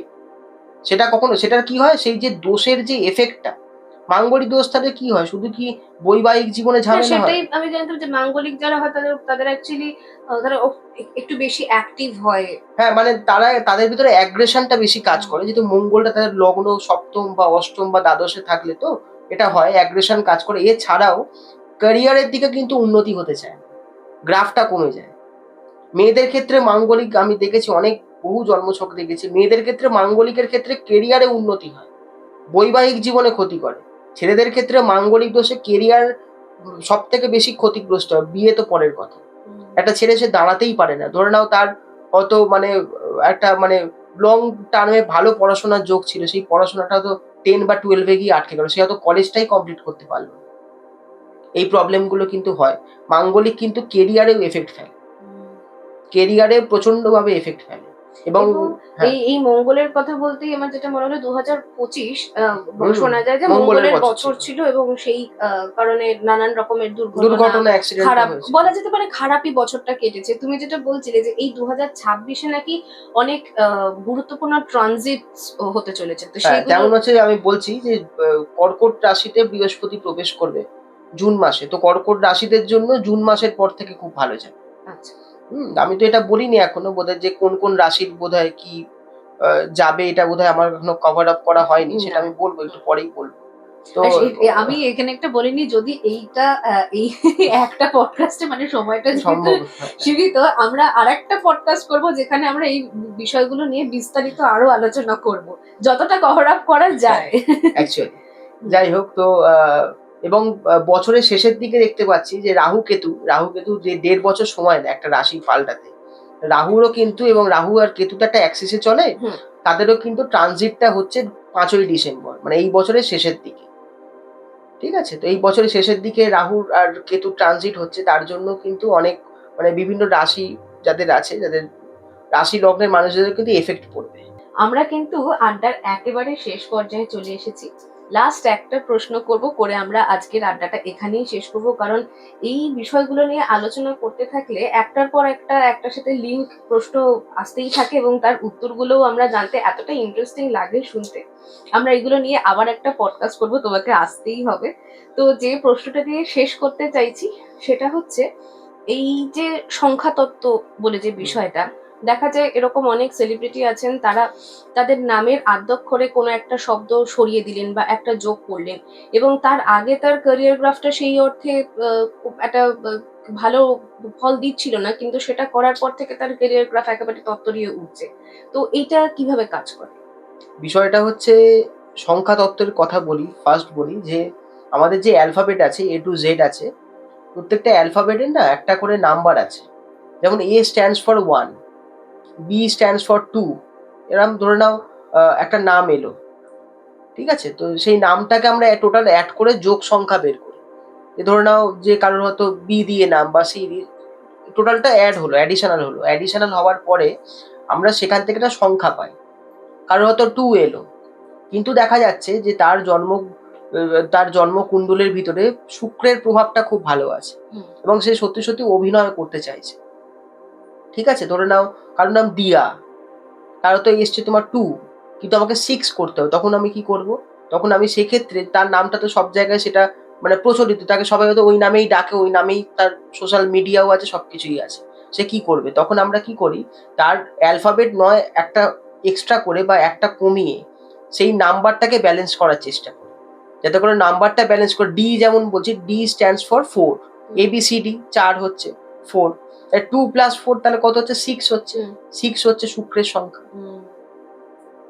সেইভাবে করতে হয়। এবং যদি কারোর জন্ম ছকের ভিতর দেখতে পাই যে তার ভাগ্যের অধিপতি গ্রহ যদি খুব স্ট্রং হয়, শক্তিশালী হয়, সেটা দিয়েও যদি কারোর নাম বিচার করা যায়, বা তার হয়তো সে কোনো একটা রেস্টুরেন্ট খুলতে চাইছে বা কোনো ক্যাফেটেরিয়া খুলতে চাইছে, সেই ক্ষেত্রে কিন্তু তার ওই ভাগ্যের অধিপতি গ্রহ যদি দেখতে পাই যে তার হয়তো আস্তে আস্তে শনি খুব ভালো, তো শনির সংখ্যা হচ্ছে 8, তো এই 8টাকে যদি আমরা ব্যালেন্স করে রাখতে পারি তাহলে কিন্তু খুব ভালো হয়। আচ্ছা, তো এই হচ্ছে কি মোটামুটি একদম ওভারঅল বিষয়টা। বেসিকটা যতটা বলা যায়, কভার করা যায়। হ্যাঁ, তো আজকের আড্ডাটা অলরেডি অনেকটা লম্বা হয়ে গিয়েছে। আজকের পডকাস্টটা আমরা এখানেই শেষ করছি, কারণ খুব বেশি লম্বা ভিডিও হয়ে গেলে পরে দর্শকেরও দেখতে ইচ্ছে করবে না। কিন্তু শেষ করার আগে শেষ হইয়াও হইলে না শেষ বলে একটা কথা আছে না? তুমি যে এই যে আজকে আমাদের এখানে এলে এবং এত সুন্দর আমরা একটা আড্ডা দিলাম, তার জন্য তোমার জন্য একটা ছোট্ট উপহার রয়েছে।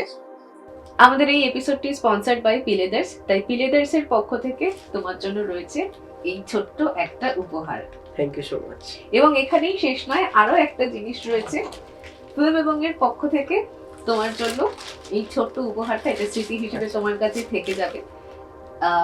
আশা করি তোমার এখানে এসে আড্ডা দিয়ে ফিল্ম এবং এর এই এপিসোডটাতে ভালো লেগেছে, ভীষণ ভালো লেগেছে। তোমাদের দর্শকের উদ্দেশ্যে যদি কিছু বলতে চাও। ভীষণ ভালো লাগলো, আজকে একটা সুন্দর একটা আড্ডা হলো এবং জ্যোতিষ নিয়ে একটা আলোচনা হলো। মানুষের মনের ভিতরে অনেক মিথস আছে, অনেক ভুল ভ্রান্তি ছিল যে কি করা যায় বা কি করলে ভালো হয় বা কি না হয়, যতটা সম্ভব আমি দর্শকদের বলার চেষ্টা করলাম। একদম।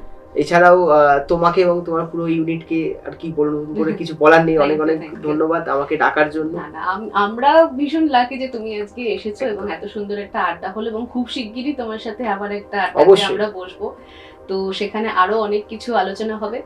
আজকে আমাদের ফিল্ম বিভাগের এই এপিসোডটি এখানেই শেষ করলাম, কারণ অনেক বিষয় ছিল যেগুলো এই একটা এপিসোডে বলা সম্ভব না। আমরা যতটা সম্ভব আলোচনা করার চেষ্টা করেছি এবং এইগুলো নিয়ে আরো বিস্তারিত আমরা আলোচনা করব, এবং খুব শিগগিরই অর্পণদাকে নিয়ে আসছি আমাদের আরো একটা এপিসোডে, এবং সেটা দেখতে হলে কমেন্ট করতে হবে। আর ফিল্ম বিভাগে কিন্তু আসতে চলেছে আরো এরকম চমকদার এপিসোড, সেগুলো যদি মিস করতে না চান তাহলে দুটো কাজ করতে হবে, ইউটিউব চ্যানেলে গিয়ে সাবস্ক্রাইব, আর আমরা কিন্তু ফেসবুক আর ইনস্টাগ্রামেও রয়েছি, সেখানে গিয়ে টুক করে একটা ফলো করে দিতে হবে। আজকের এপিসোডটি এই পর্যন্তই, দেখা হচ্ছে পরের এপিসোডে। ধন্যবাদ।